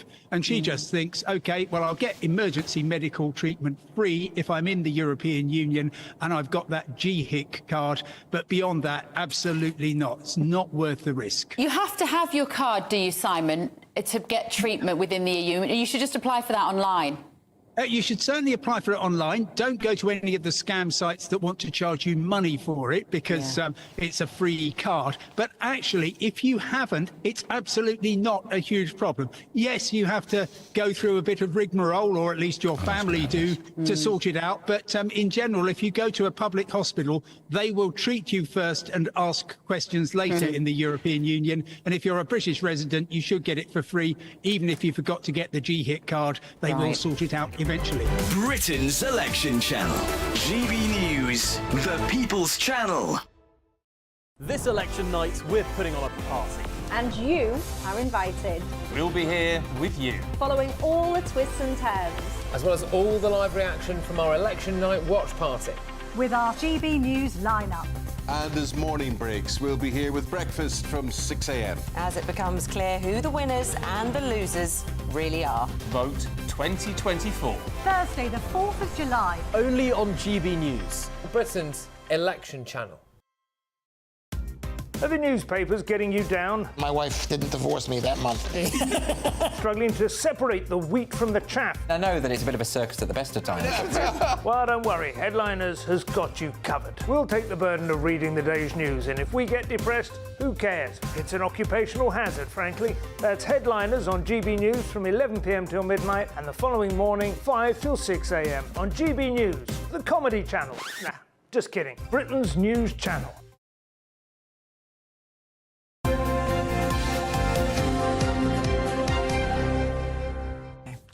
Now, less than 2 days to go until voters can take to the ballot box. So we are talking to two people now who are gearing up for Thursday. I say that, but Sian Astley and Anastasia Tempest, good morning to both of you, are as yet undecided. Good morning. Sian, let's start with you. Where do you normally lean towards, and what's your problem? Why can't you make up your mind? So in our area of South Manchester, I vary between Lib Dems and Labour, because there's absolutely no point voting Conservative in our area. They just never get in. And I have floated between the two over the last 20 years. Between the two, and what are you leaning towards and why? I feel like at the minute, as a landlord, so I'm a landlord and a property professional, and I feel politically homeless, I have to say, at the moment. I think we've had a disastrous, for landlords, for property professionals, it's been fairly disastrous under the Tories, and I'm not feeling that Labour are going to be any more supportive of small landlords who are in the private rented sector. So I'm very nervous, actually, about the future. And do you, speaking to your friends and things, I mean, certainly I've noticed this, that a lot of people are also saying they feel a little bit politically homeless. Are you on your own on this, or have you noticed this with other people? Absolutely, absolutely not on my own. I think people are really, really disillusioned in general with the two main political parties. I think the Conservatives have kind of moved away. You know, as we get older, I think as people get older, you become a little bit more conservative with a small c. I'm 55 this year, so I've got a pension coming up at the end of this year. Thank you, Jim, good Conservative. I think we get a little bit more conservative as we get older, and the Conservatives have moved away from a lot of their core values. They've brought in a lot of policies which older voters kind of don't recognise as conservative anymore. So even though I don't vote Conservative, there are some of their policies, they've always been traditionally supportive of people in property landlords, and they're just not anymore. And Labour, I think some of the Labour policies just blow my mind. So. Oh dear, right. Well, Anastasia, you normally vote Labour, I see from reading this, and you are also feeling a little bit unsure what you're going to do. What are your problems? Yes, well, I feel less unsure in terms of voting, because I actually did a postal vote. Now, what causes what I'm concerned about, I mean, I've got cerebral palsy, so I'm slightly biased, is people with disabilities who really don't have a voice. They're really, really struggling. Social care is in an absolute mess. So I really do hope that Rachel Reeves, actually, I will say that she is actually my MP. All right. I hope that, I hope she'll put some extra money in. I really do, because social care is on its knees, and it's all down to the individual councils. I mean, I've lived in many areas of the country, I mean, including London, and I had over 40 hours. I'm living here in Leeds now, and I get 0, and I am really, really struggling. I feel forgotten. I don't like where I'm living. I was burgled.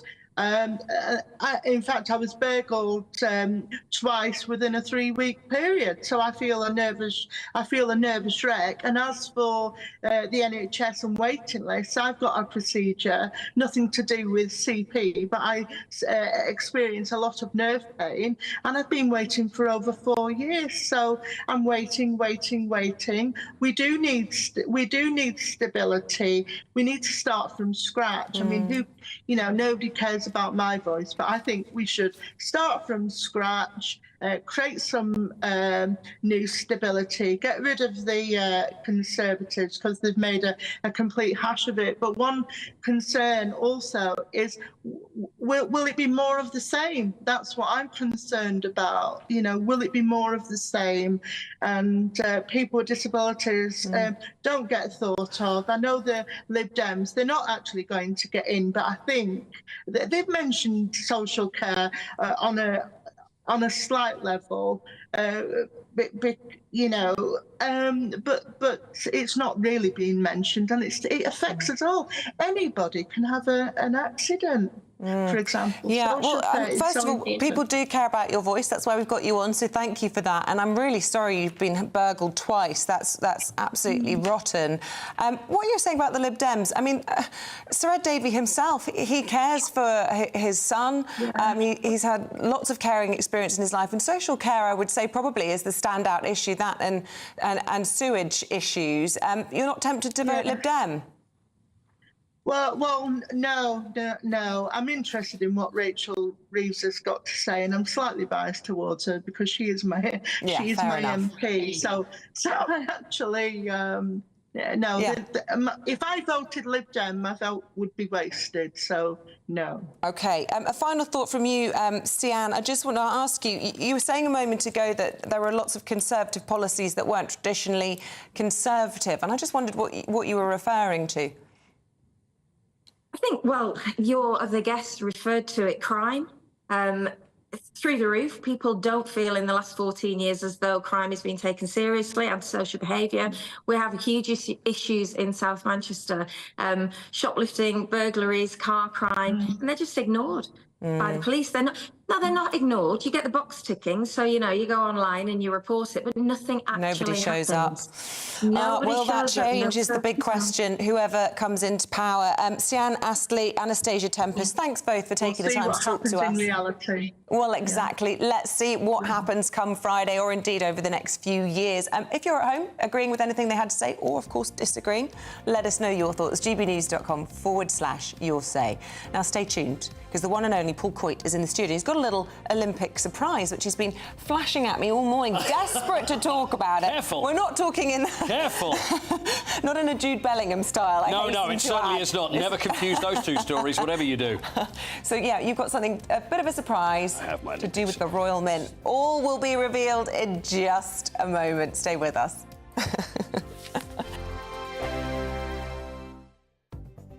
The latest GB News travel.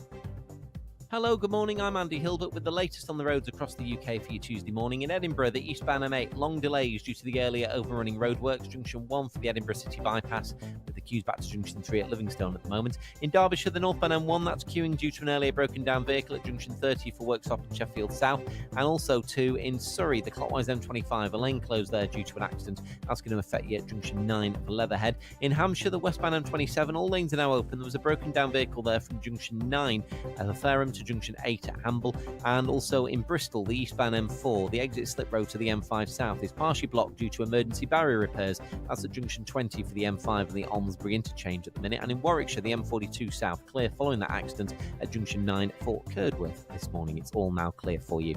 You're up to date. You can stay up to date throughout the day by visiting our website, gbnews.com. GB News is Britain's election channel. And when the big stories break, we're tackling them on Britain's newsroom. When we disagree, and we disagree a lot, it's even livelier than normal. We don't disagree that much. We do.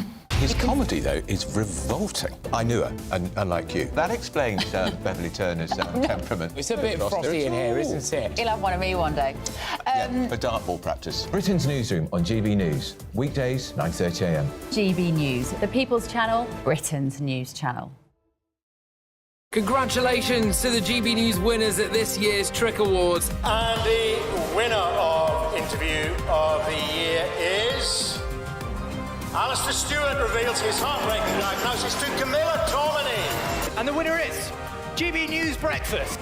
And the winner is Nigel Farage. And thank you to you, our GB News viewers and listeners, for making us the People's Channel, Britain's news channel. Join me, Neil Oliver, every Sunday night at 6 p.m. on GB News. And if an hour is not nearly enough for you, go to gbnews.com for special extended episodes online every Friday at 9 p.m, where we can truly get into the nitty-gritty of what's going on. GB News, Britain's news channel. In the GB newsroom, we bring you the news as it happens. With our team of dedicated journalists across the UK, GB News brings you accurate reporting of the day's topical agenda. When the news breaks, wherever and whenever it's happening, we'll be there. This is GB News, the People's Channel, Britain's news channel. We're proud to be GB News, the People's Channel. And as you know, we always love to hear your views. Now, there's a new way of getting in touch with us at gbnews.com/yoursay. By commenting, you can be part of a live conversation and join our GB News community. You can even talk to me, Bev Turner, or any of the members of the GB News family. This election night, we're putting on a party. And you are invited. We'll be here with you. Following all the twists and turns. As well as all the live reaction from our election night watch party. With our GB News lineup. And as morning breaks, we'll be here with breakfast from 6 a.m. As it becomes clear who the winners and the losers really are. Vote 2024. Thursday, the 4th of July. Only on GB News, Britain's election channel.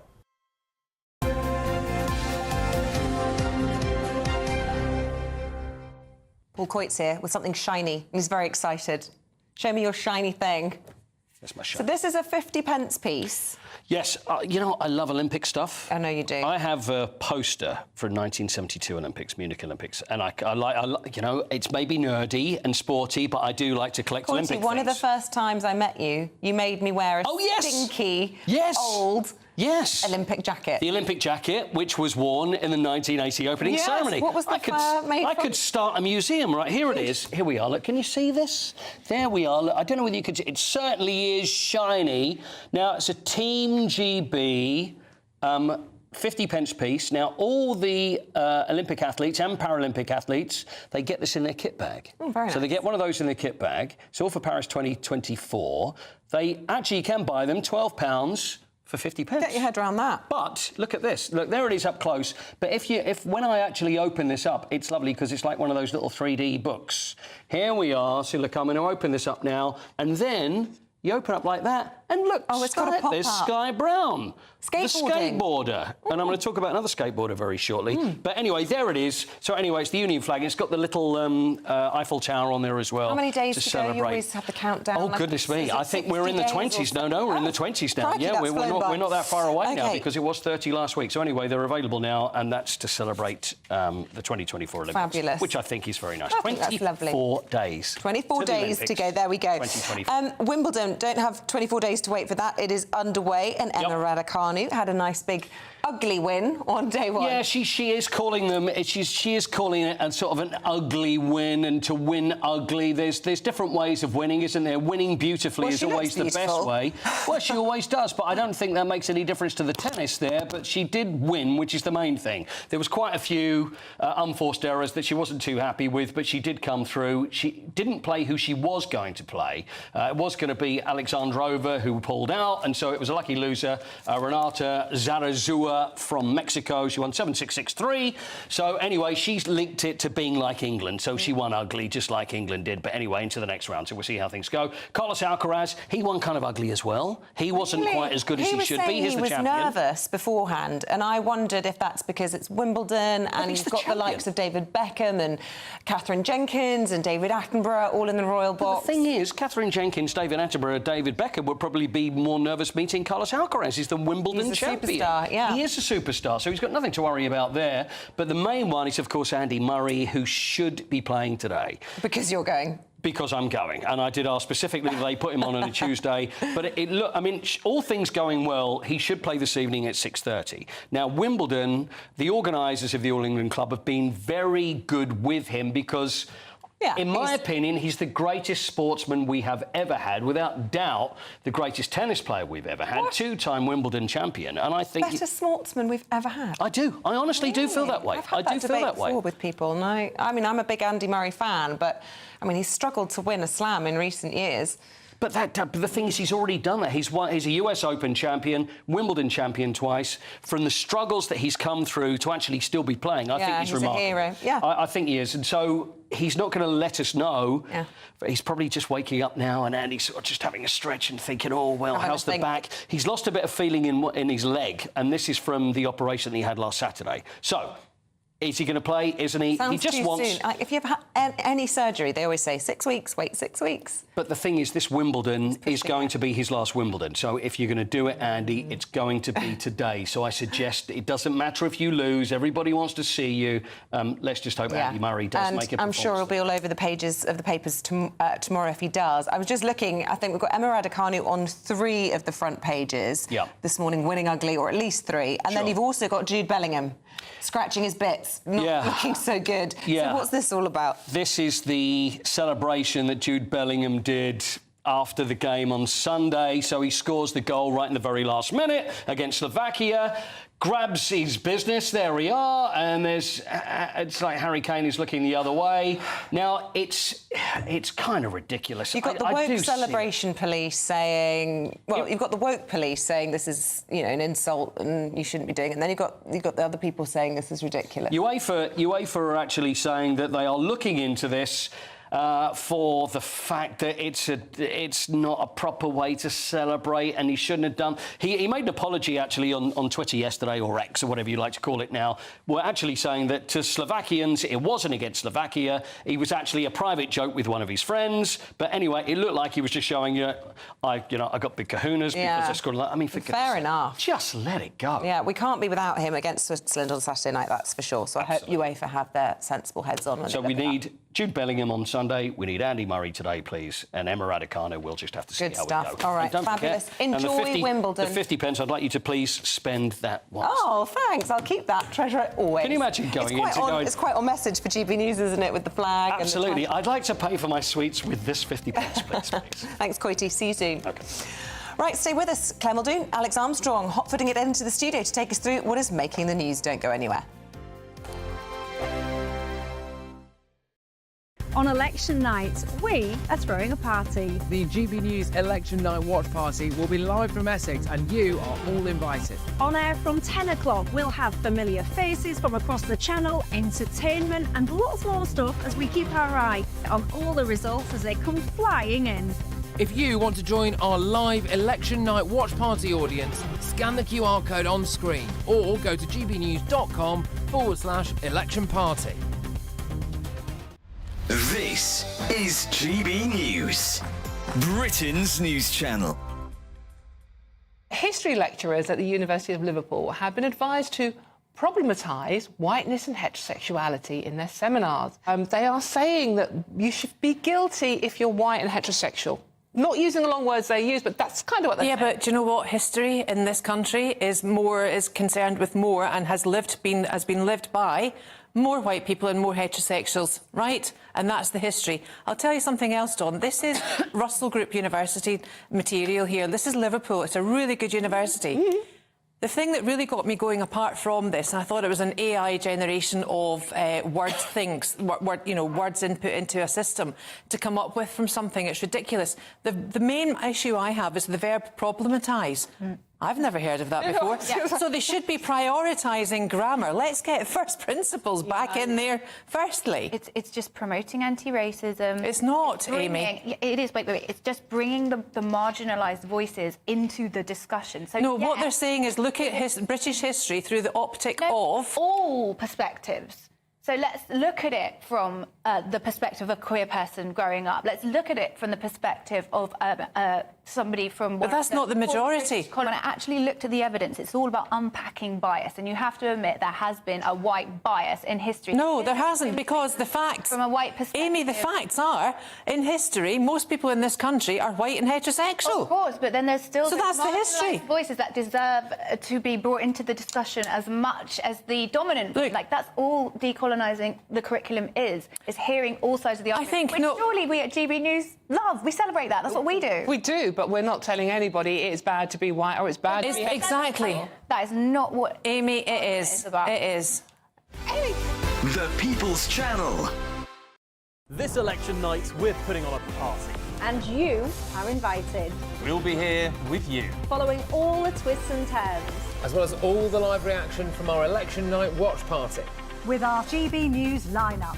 And as morning breaks, we'll be here with breakfast from 6 a.m. As it becomes clear who the winners and the losers really are. Vote 2024. Thursday, the 4th of July. Only on GB News. Britain's election channel.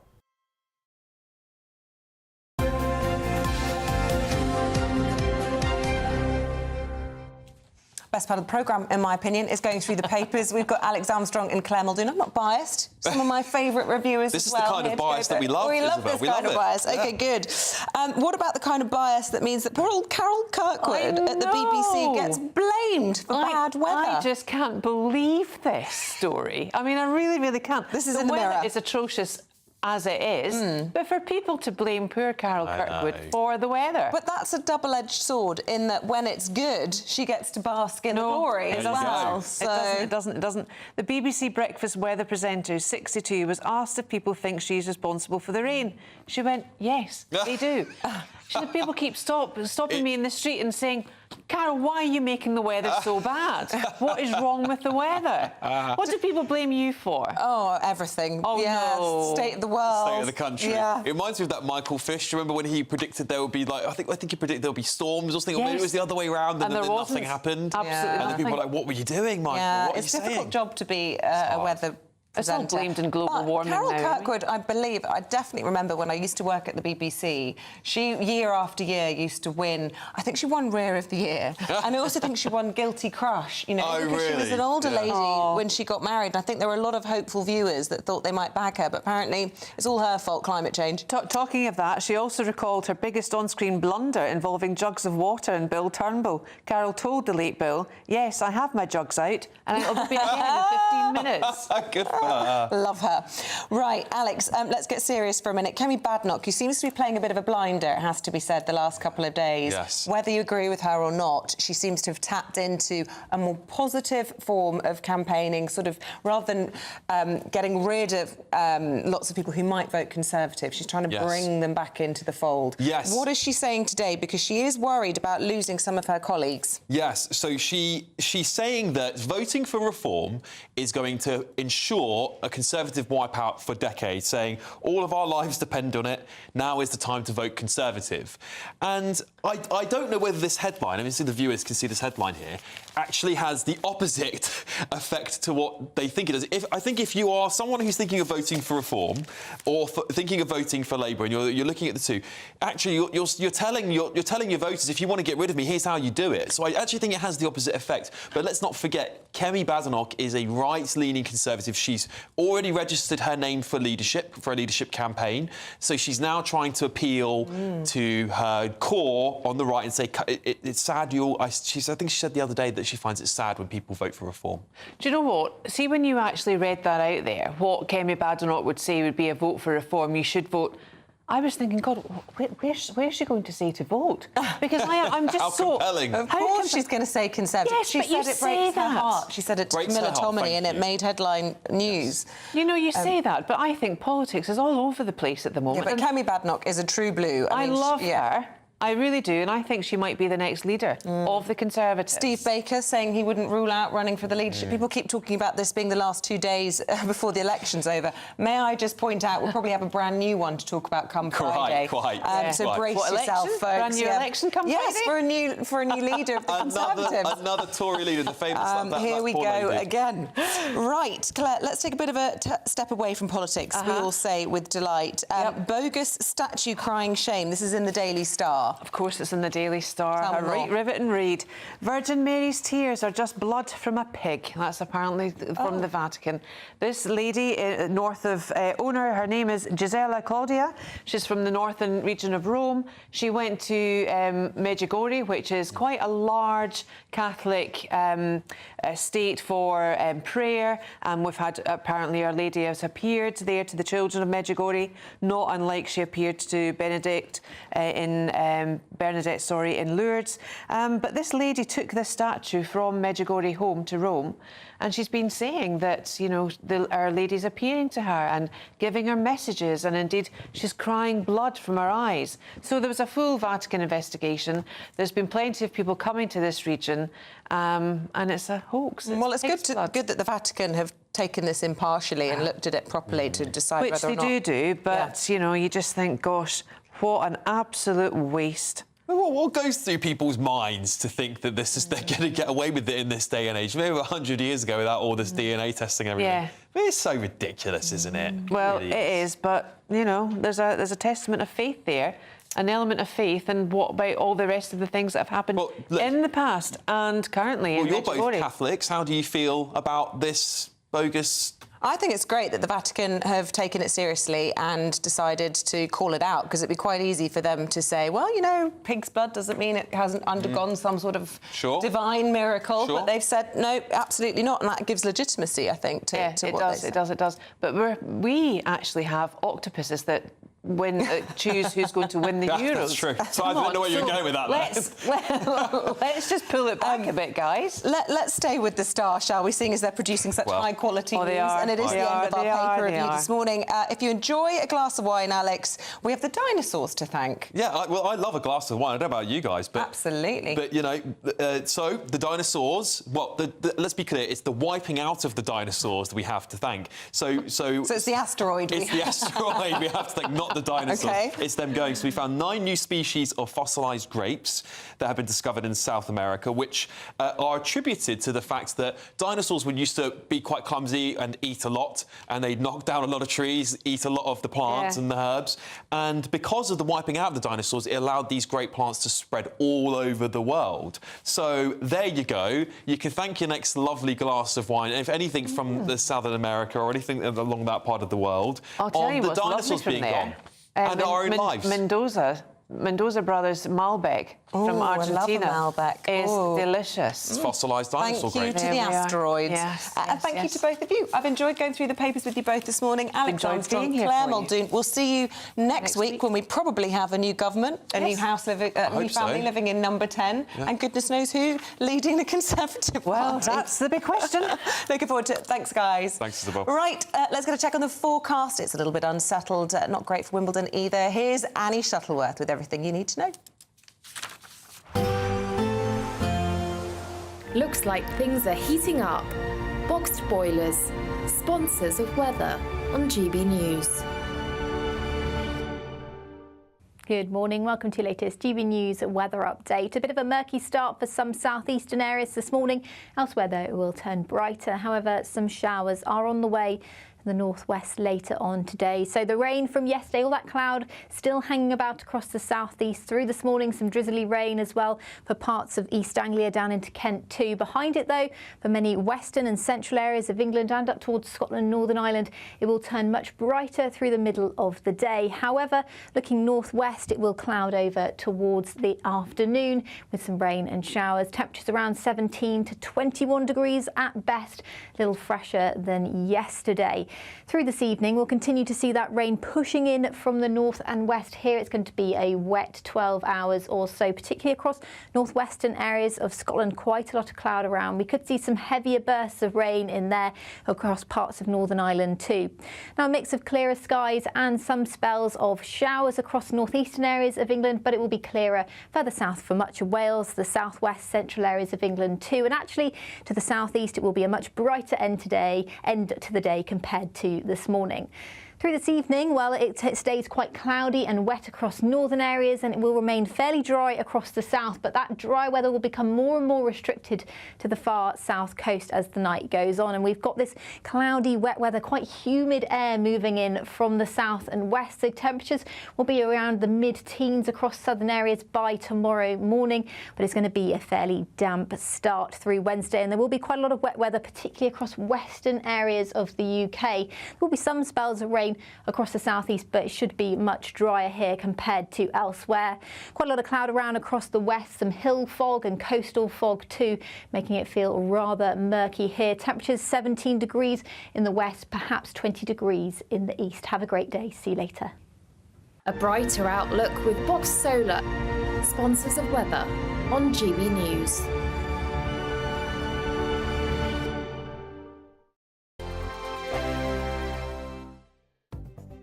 The latest GB News travel. Hello, good morning. I'm Andy Hilbert with the latest on the roads across the UK for a Tuesday morning. In Derbyshire, the northbound M1, that's slow due to an earlier broken down vehicle at junction 30 for Worksop and Sheffield South. Queues back to junction 29 for Chesterfield and Mansfield. Currently in Buckinghamshire on the southbound M1, traffic's heavy due to an earlier broken down car at junction 14 for Milton Keynes. And in Bedfordshire, the southbound M1 there, very slow with a lane closed due to a broken down vehicle just before junction 11A for the Dunstable Northern Bypass.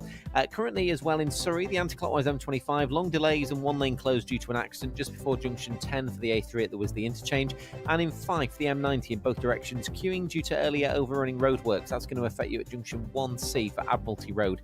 Admiralty there itself, of course, this morning, so the traffic's looking pretty heavy there on the M90 in the Fife area. You're up to date. You can stay up to date throughout the day by visiting our website gbnews.com. It's our summer treat to you. Your chance to win an incredible £30,000 in tax-free cash. Our biggest cash prize of the year so far. With an extra £30,000 in your bank account this year, you could take the ultimate financial holiday and send some of those day-to-day financial stresses packing. £30,000 could get you those nagging home improvements done, buy that brand new car, or just enable you to kick back and relax for the rest of the year. For a chance to win £30,000 in tax-free cash, text cash to 63232. Text costs £2 plus one standard network rate message. You can enter online at gbnews.com/win. Entries cost £2, or post your name and number to GB07 PO Box 8690 Derby DE1 9TT. UK only. Entrants must be 18 or over. Lines close at 5 p.m. on the 30th of August. Please check the closing time if listening or watching on demand. Good luck.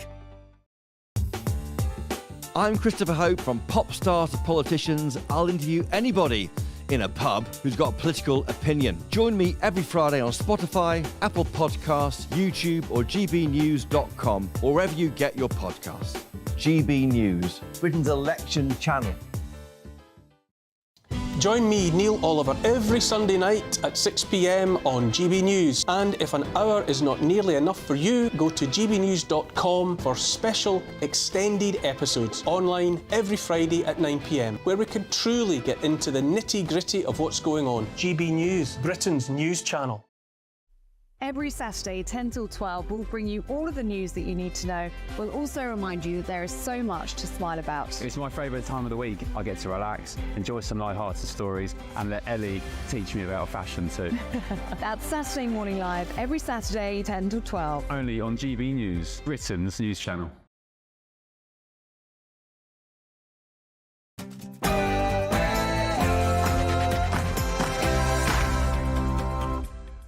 Good morning. Postal vote chaos. The Royal Mail's blamed for failing to deliver ballots on time. Almost 100 seats across the country are facing unacceptable delays. The Conservatives are facing a generational wipeout, warns Kemi Badenoch as she pleads for wavering voters to stick with the Tories. Labour appeal for a strong mandate as Sir Keir Starmer promises a big majority will be best for Britain. A busy week begins for the King as he heads up to Scotland for his annual Holyrood Week in Edinburgh. Wild weather warnings. The threatening Hurricane Beryl makes landfall in the Caribbean and wildfires are raging throughout the Greek islands. Good morning. There's a bit more sunshine around today, but it's going to be a fairly changeable week. You can find out all the details with me a little later on. It's just gone 9 o'clock. I'm Isabel Webster and this is GB News Breakfast.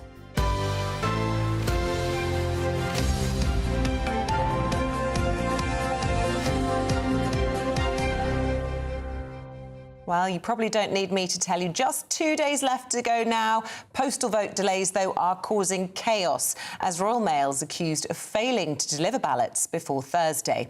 Well, they've been forced to draft in extra staff and to scramble resources to ensure all votes are counted. Earlier, we spoke with Minister Maria Caulfield.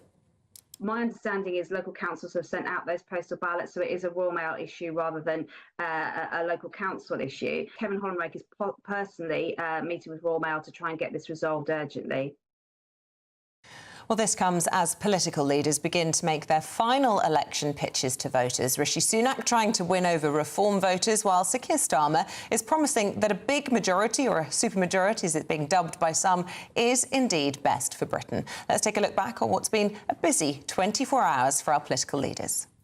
Whether you're a business that's struggled because of the damage that's been done to the economy, or whether you've served your country in uniform or in your community, then this campaign, this positive Labour campaign, is for you, and the fight for change is for you. We've had two debates head-to-head, and anyone who's watched them would have seen that Keir Starmer just simply can't answer the question.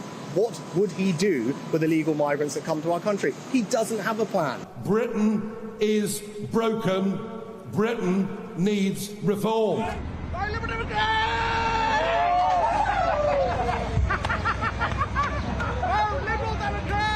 I'm asking people to do something, many people do something they've never done before, which is vote Liberal Democrat this coming Thursday.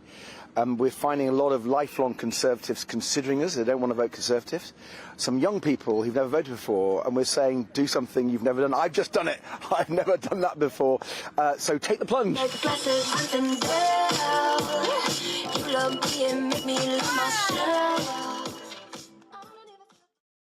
He's never bungee jumped before. Let's hope he never does that dancing again. My eyes cannot unsee it. Let's speak to our political correspondent, Catherine Forster. She's been out on the Labour battle bus, the Conservative battle bus for us all morning. And, well, it's a fascinating bus, Catherine, with 3 ovens and a microwave. We're having some sound issues. What's the plan? Shall we move on? We're also expecting to speak to Wes Streeting for the Labour Party, of course, Shadow Health Secretary, any minute now. But we'll just see if we can reconnect to either Catherine, who's out on the Conservative Party battle bus, which, as I was just describing, is complete with a special room for the Prime Minister behind a door. It has 3 ovens, I believe, a microwave, unlike the Labour battle bus, Catherine, which has only got a curtain separating the leader. Perhaps this is one of the benefits of being Prime Minister, but it's been a busy morning and it feels as though he's chucking everything, including the kitchen sink, at it. I hope you can hear me because you're going... Oh, dear.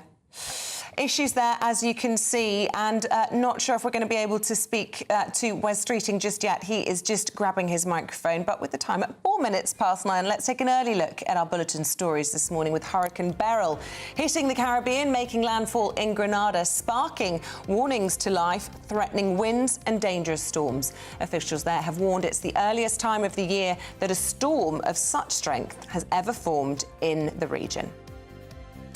While weather also lashing Greece, holidaymakers there are being warned of what have been described as apocalyptic scenes with fires raging across the country. A prolonged drought has created tinderbox-like conditions there. Strong winds also helping to fan the flames. The Prime Minister for Greece is warning that more wildfires are likely to come this summer.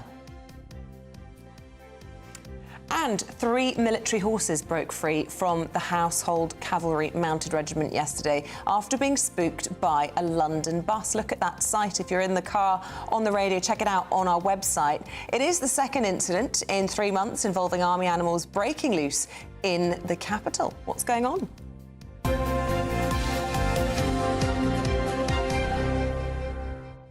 Well, it's time now for the Great British Giveaway, and it's a biggie. This time we are offering £30,000 in tax-free cash. It is our biggest prize today. It'd be rude not to get involved. Here's how. £30,000 in tax-free cash really could be yours. It's our biggest cash prize of the year so far, and you could be getting that winning call from us to tell you that you're our next Great British Giveaway winner. You're joking. Really? Seriously? It's not a wine. What is it? Oh, slippy neck.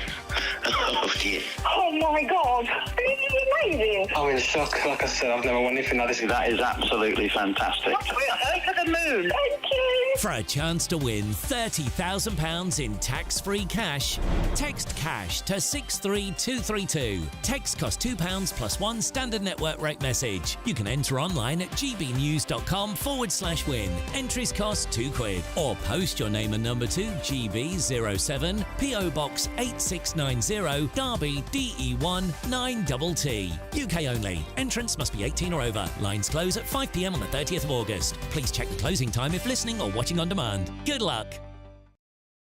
OK, I'm pleased to say we do now have the Shadow Health Secretary, Wes Streeting, joining us this morning. Good to see you, Wes. Thanks for coming in. I want to start by asking you about our lead story. Good morning. And this is the issue with the postal votes. Now, I'm told that it's actually mainly Conservative voters that choose to vote in this way. But, of course, this is important for democracy. And I'm sure you are very concerned to hear that 9 constituencies are reporting issues with these. This is extremely serious. We have postal votes for a reason. Often people choose to vote by post, not just because they have difficulty getting to a polling station on the day, but because they're going away on holiday and they're not going to be around on polling day. So there are people I know, because I've spoken to them in the last couple of weeks on the campaign trail, who've flown off on holiday without having been able to vote in the election, and I think that's a disgrace, actually. Yeah, and it's not just people going off on holiday, it's people who are busy working and simply can't get to a polling station. A real concern to the democratic process. Do you feel as though this is a symptom of broken Britain? And I wonder what reforms you would like to see for Royal Mail, who are squarely being blamed for this, as far as I understand, should you get into government? Yeah, well, I mean, I think the Electoral Commission needs to look really seriously into this and look at where the responsibility lies, because it doesn't seem to me to be a problem just kind of looking in from the outside of councils getting this wrong, but Royal Mail literally failing to deliver, and I do think there has to be accountability for that. Can I ask you about Sir Keir Starmer, whether or not he's a little bit work shy? I mean, just this morning, for example, we've got our correspondents out on the battle buses. Poor old Catherine Forster's on the Conservative battle bus. She and the Prime Minister were up at 2 a.m. I believe the Prime Minister was handing out McDonald's at 5 a.m. to people in the Ocado depot. And yet the Labour campaign isn't getting underway until 9 o'clock this morning. You look at the front of the Telegraph and it's headlining that Sir Keir Starmer won't be working after 6 o'clock and wanting to protect his Friday nights. Is this a sign of what's to come with Sir Keir Starmer? No, let's be clear about two things. Firstly, Keir was talking in an interview about how, as leader of the opposition, he's always sought to keep Fridays special for his kids because he's a good dad and because his wife's family have Jewish heritage and Friday nights are special for that reason. And secondly, the fact that we are 2 days out from a general election where the country faced an important choice, and the party that brought you the biggest lockdown party in Downing Street tells you something about their lies, their hypocrisy, the stench of which is even more overwhelming than the vomit they left for Downing Street cleaners to clean up. And that's why I hope on Thursday people will give change a chance with Labour so that we can clean the Tories' mess up too. Yeah, I'm sure you're not suggesting Rishi Sunak's not a good dad if he hasn't dedicated his Friday nights to his children. But I suppose there will be people looking at your workers' rights agenda. No, definitely not. Quite the opposite, actually. Yeah, well, let's talk about the workers' rights agenda, because lots of people will be thinking, right, OK, is this a sign? I know Angela Rayner would absolutely love to see a 4-day working week. Businesses will be thinking, is that going to be coming a little bit further down the line? Can you rule that out? Yeah, that's not in Labour's New Deal for working people, but making sure we take action on 0 hours contracts that leave people unable to predict their hours and therefore unable to pay their bills. That's not good for families. That's not good for the economy either. Making sure that we've got people in social care who are paid a fair day's work for a fair day's wage for a fair day's work. That's really important too. Labour's got a proud record on employment rights, and actually what's good for the economy is good for what's good for working people, because it's working people who build this country's economic success. Can we talk about the polls? Savanta released one last night for The Telegraph, which had the best result yet for the Tories, up 3 points. Do you think we might see a little bit of a narrowing of the polls over the next few days, and perhaps not this supermajority that everyone has been suggesting in recent weeks? I've never believed this supermajority nonsense. I've been out campaigning in every corner of the country during the course of this election campaign. It's never felt to me that way. And the simple fact is, you only get change if you vote for it. And people have to make a serious choice on Thursday as to whether they want change with Labour or no change with the Conservatives. If you think the country is in a better place today than it was 14 years ago, if you think our NHS is in a better place today than it was 14 years ago, our police, our schools, trust in our politics and politicians, if you think it's all been fine and the Conservatives have done a great job, you can vote for the Conservatives. But I think most people in this country are sick of the chaos, sick of the division and sick of the clown show. I think it's time to bring that circus to an end. The only way to do that is to choose change with Labour, and that's the choice facing the country on Thursday. Is it though? I mean, you say you only get change if you vote for it, and yet there will be plenty of people, perhaps millions of people, who will vote on Thursday and perhaps only see 1 or 2 MPs for that particular party. There are lots of questions swirling around about whether or not first past the post is fit for purpose in 2024. What's your own view on this? We're not planning to change the first past the post voting system. You don't worry about legitimacy of your mandate? It's served this country well for a very long time now. We'll judge the outcome of the election when we have it. We're not taking anything or anyone for granted ahead of that. But on the ballot paper on Thursday is 40,000 more appointments a week to cut NHS waiting lists, primary school breakfast clubs so kids start the day with hungry minds, not hungry bellies, yes, 13,000 more police officers on our streets so that we can keep people safe.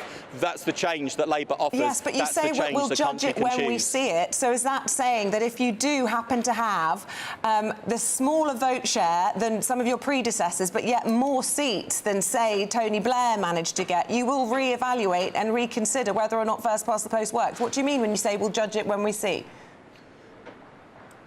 Well, look, the Labour Party does not have a change in the voting system in our manifesto. That's not one of our priorities. Our priorities are cutting NHS waiting lists, making sure that kids have a great state education, making sure we keep our streets safe, and most importantly, getting our economy growing again so we don't end up with the low-growth, high-tax economy the Conservatives have saddled our country with. And if you were to sum up in 3 words what I suppose Sir Keir Starmer's motif would be, you know, you had education, education, education for Tony Blair. Do you think it's fair to say build, build, build will be what Starmer's is, and we can see goodbye to our green and pleasant land? Because a lot of voters, a lot of GB News listeners and watchers of the programme, very worried about their precious green belt. The Labour Party was a party of the Green Belt. Of course we want to make sure that our green and pleasant land is protected. We also need to build the homes that our country needs. I grew up on a council estate, and let me tell you, the kids who are growing up in my constituency in the same poverty that I grew up in, they don't have the security of a council flat over their head.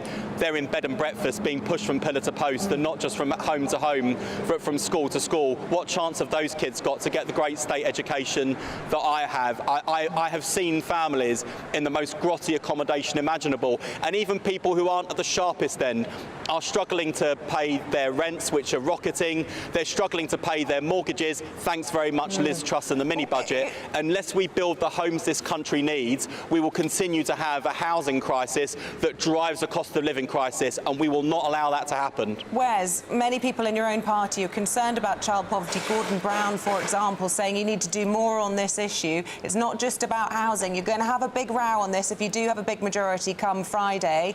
Which side of the fence are you going to be on this? Do you think that the cap should stay on child benefit? Because I know this is a big issue for the left. Well, Labour opposed the two-child limit and we don't support the policy.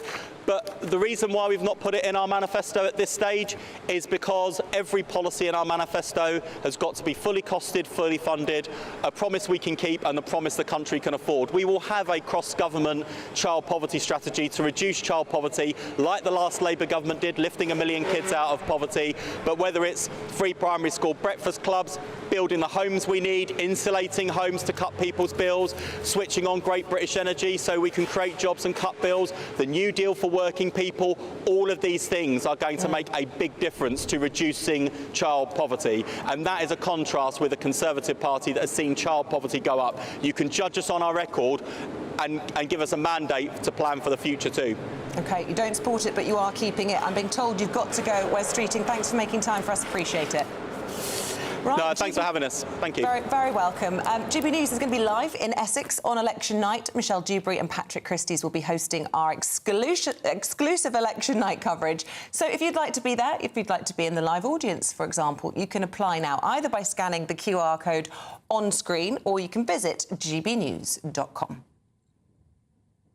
Right, still to come, we're going to be up in Scotland. It is Holyrood Week and His Majesty the King is heading up there. And Cameron Walker is already there and he'll be bringing us right up to date after this.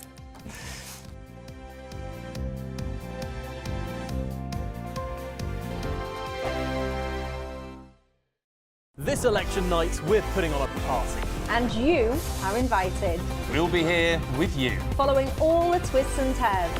As well as all the live reaction from our election night watch party. With our GB News lineup.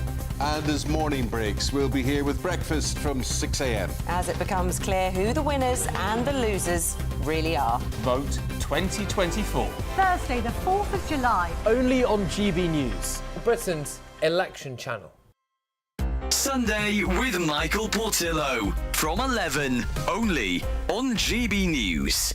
We've been talking about the White House is concerned with playing down concerns about the health of President Biden, who's apparently taken to freezing during public events.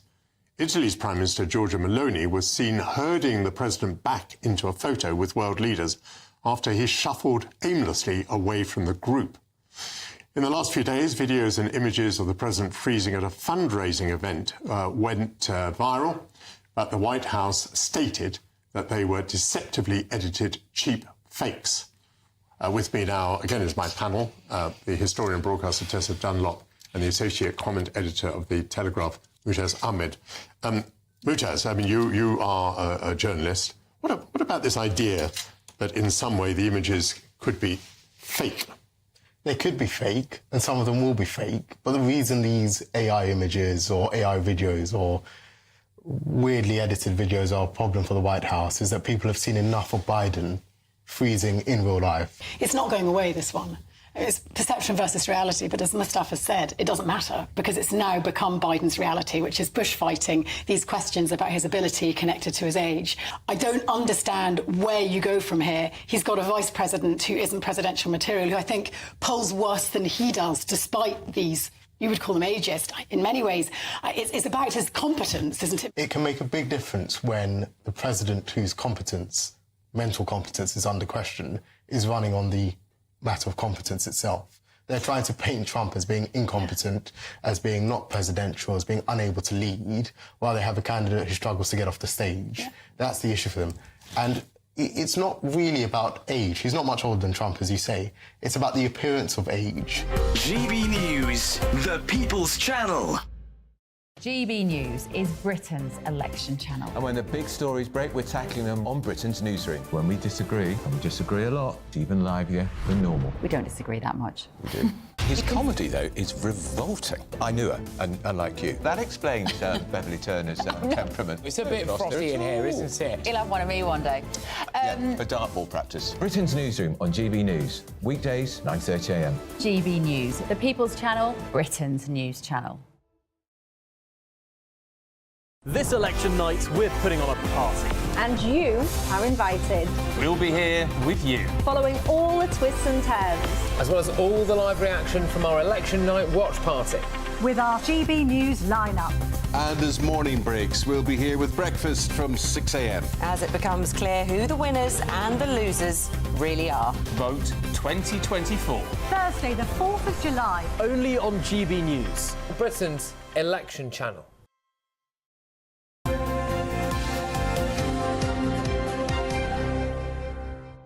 Now, the King is heading north for his annual week-long residence at the Palace of Holyrood House, called Holyrood Week, and he's accompanied by Queen Camilla.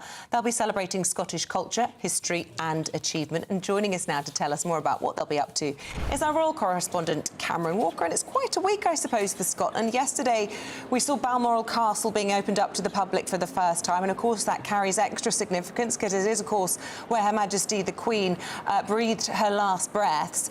And today, all eyes will be on Holyrood House as well. And I suppose there's a real affection, isn't there, for Scotland from the royal family? Yeah, there certainly is, Isabel. Scotland had a very special place in the late Queen's heart, and I believe that has certainly extended to her son, His Majesty the King, who will be here later alongside the Queen for their traditional annual week in the Scottish capital in residence at the Palace of Holyrood House. The two of them have spent the last couple of days at Birk Hall, very close to the Balmoral estate, where, as you say, 40 or so members of the public for the first time got to see inside the castle. That's a move a decision made by King Charles to allow the public into the royal family's private Scottish retreat. But today is all about tradition. The bagpipes have been rehearsing this morning ahead of King Charles's arrival, but this week is far shorter than it usually would be for Royal Week or Holyrood Week, and that is because of the general election. First of all, the royal family cannot really take part in any engagements which could distract from the general election. And then, of course, the King is going to have to hotfoot it back to London in time for Friday morning, where at Buckingham Palace he will invite somebody, whoever that may be, to form a government and become Prime Minister, or stay Prime Minister, whoever that may be. But this morning he will be inspecting a guard of honour inside the grounds of Holyrood House before the traditional ceremony of the keys, a tradition where the Lord Provost of the city, the civil head of the city, a role dating back to the 13th century, physically hands some ceremonial keys over to the monarch outside the Palace of Holyrood House in Edinburgh in front of invited guests. He will then also be holding an investiture. He will be knighting a few people, including Sir Alexander McCall-Smith, the author of No. 1 Ladies Detective Agencies. The Queen, on the other hand, she is going to be sticking with the literary theme, a cause very close to her heart, and she'll be hosting a reception inside the castle with Scottish authors, inviting Scottish authors. And then a garden party will be taking place in the grounds of the Palace of Holyrood House. The King, the Queen and the Duke and Duchess of Edinburgh will be hosting that. I spoke to one man this morning. He was just having his morning walk outside the castle. He will be there. He was very excited to see the King and Queen. Fantastic, Cameron. Thanks very much. I'd love to see inside Balmoral Castle. I've been to the Balmoral estate lots of times and walked the mountains, Loch Nagara and all the rest of it, but never been inside. Maybe one day. Anyway, Cameron, I'll let you go. Thanks very much indeed. I've got to introduce Bev and Andrew. They're sitting in the wings here. You've got a cracking show. You've got Barnaby Webber, his brother and mother coming in. Yeah, Emma and Charlie, because obviously Emma's been campaigning incredibly hard for justice. Her son was, of course, stabbed in Nottingham last year. We've got Luciana Berger and Kwasi Kwarteng coming in. I want to ask them about this idea that Keir Starmer might clock off at 6 o'clock on a Friday. Which is causing quite a lot of fuss, because people are now saying that Rishi Sunak was being anti-Semitic. But he didn't realise that the reason this family get together at 6 o'clock is because to reflect his wife's Jewish heritage. But I'm telling you, you can't be Prime Minister and clock off at 6 o'clock. It just isn't but you can have it as an ambition. A noble ambition which will last a week. We've got 20 seconds, but you want to talk about the not-so-smart motorways as well? Yes. Why have they not featured once That's in the general right. election There's a campaign? former police officer who's very angry that nobody's talking about smart motorways in this campaign. They're and I know so a lot of our viewers feel strongly about them. OK, we'll be tuned in. Can't wait. Looking forward to it. Andrew and Bev, thanks very much indeed. That's it from me. Breakfast will be back from 6 o'clock tomorrow. Up next, Britain's Newsroom. Bye-bye. A brighter outlook with Box Solar, sponsors of weather on GB News. Good morning. Welcome to your latest GB News weather update. A bit of a murky start for some southeastern areas this morning. Elsewhere, though, it will turn brighter. However, some showers are on the way in the northwest later on today. So the rain from yesterday, all that cloud still hanging about across the southeast through this morning. Some drizzly rain as well for parts of East Anglia down into Kent too. Behind it, though, for many western and central areas of England and up towards Scotland and Northern Ireland, it will turn much brighter through the middle of the day. However, looking northwest, it will cloud over towards the afternoon with some rain and showers. Temperatures around 17 to 21 degrees at best, a little fresher than yesterday. Through this evening, we'll continue to see that rain pushing in from the north and west. Here it's going to be a wet 12 hours or so, particularly across northwestern areas of Scotland. Quite a lot of cloud around. We could see some heavier bursts of rain in there across parts of Northern Ireland too. Now, a mix of clearer skies and some spells of showers across northeastern areas of England, but it will be clearer further south for much of Wales, the southwest central areas of England too. And actually to the southeast, it will be a much brighter end to the day compared to this morning. Through this evening, well, it stays quite cloudy and wet across northern areas, and it will remain fairly dry across the south, but that dry weather will become more and more restricted to the far south coast as the night goes on. And we've got this cloudy, wet weather, quite humid air moving in from the south and west, so temperatures will be around the mid-teens across southern areas by tomorrow morning, but it's going to be a fairly damp start through Wednesday, and there will be quite a lot of wet weather, particularly across western areas of the UK. There will be some spells of rain across the southeast, but it should be much drier here compared to elsewhere. Quite a lot of cloud around across the west, some hill fog and coastal fog too, making it feel rather murky here. Temperatures 17 degrees in the west, perhaps 20 degrees in the east. Have a great day. See you later. That warm feeling inside from Boxed Boilers, sponsors of weather on GB News.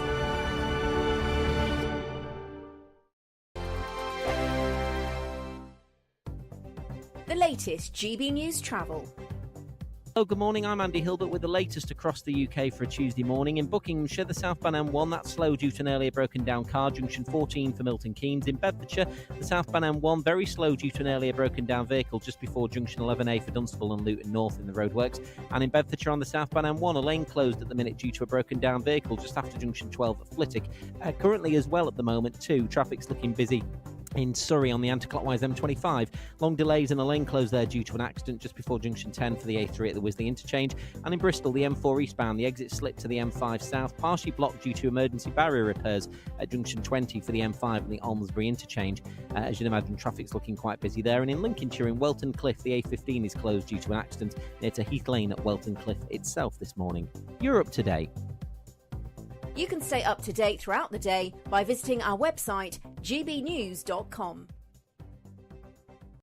This is GB News, Britain's news channel. In World War I, 309 men from Britain and the Commonwealth never came home.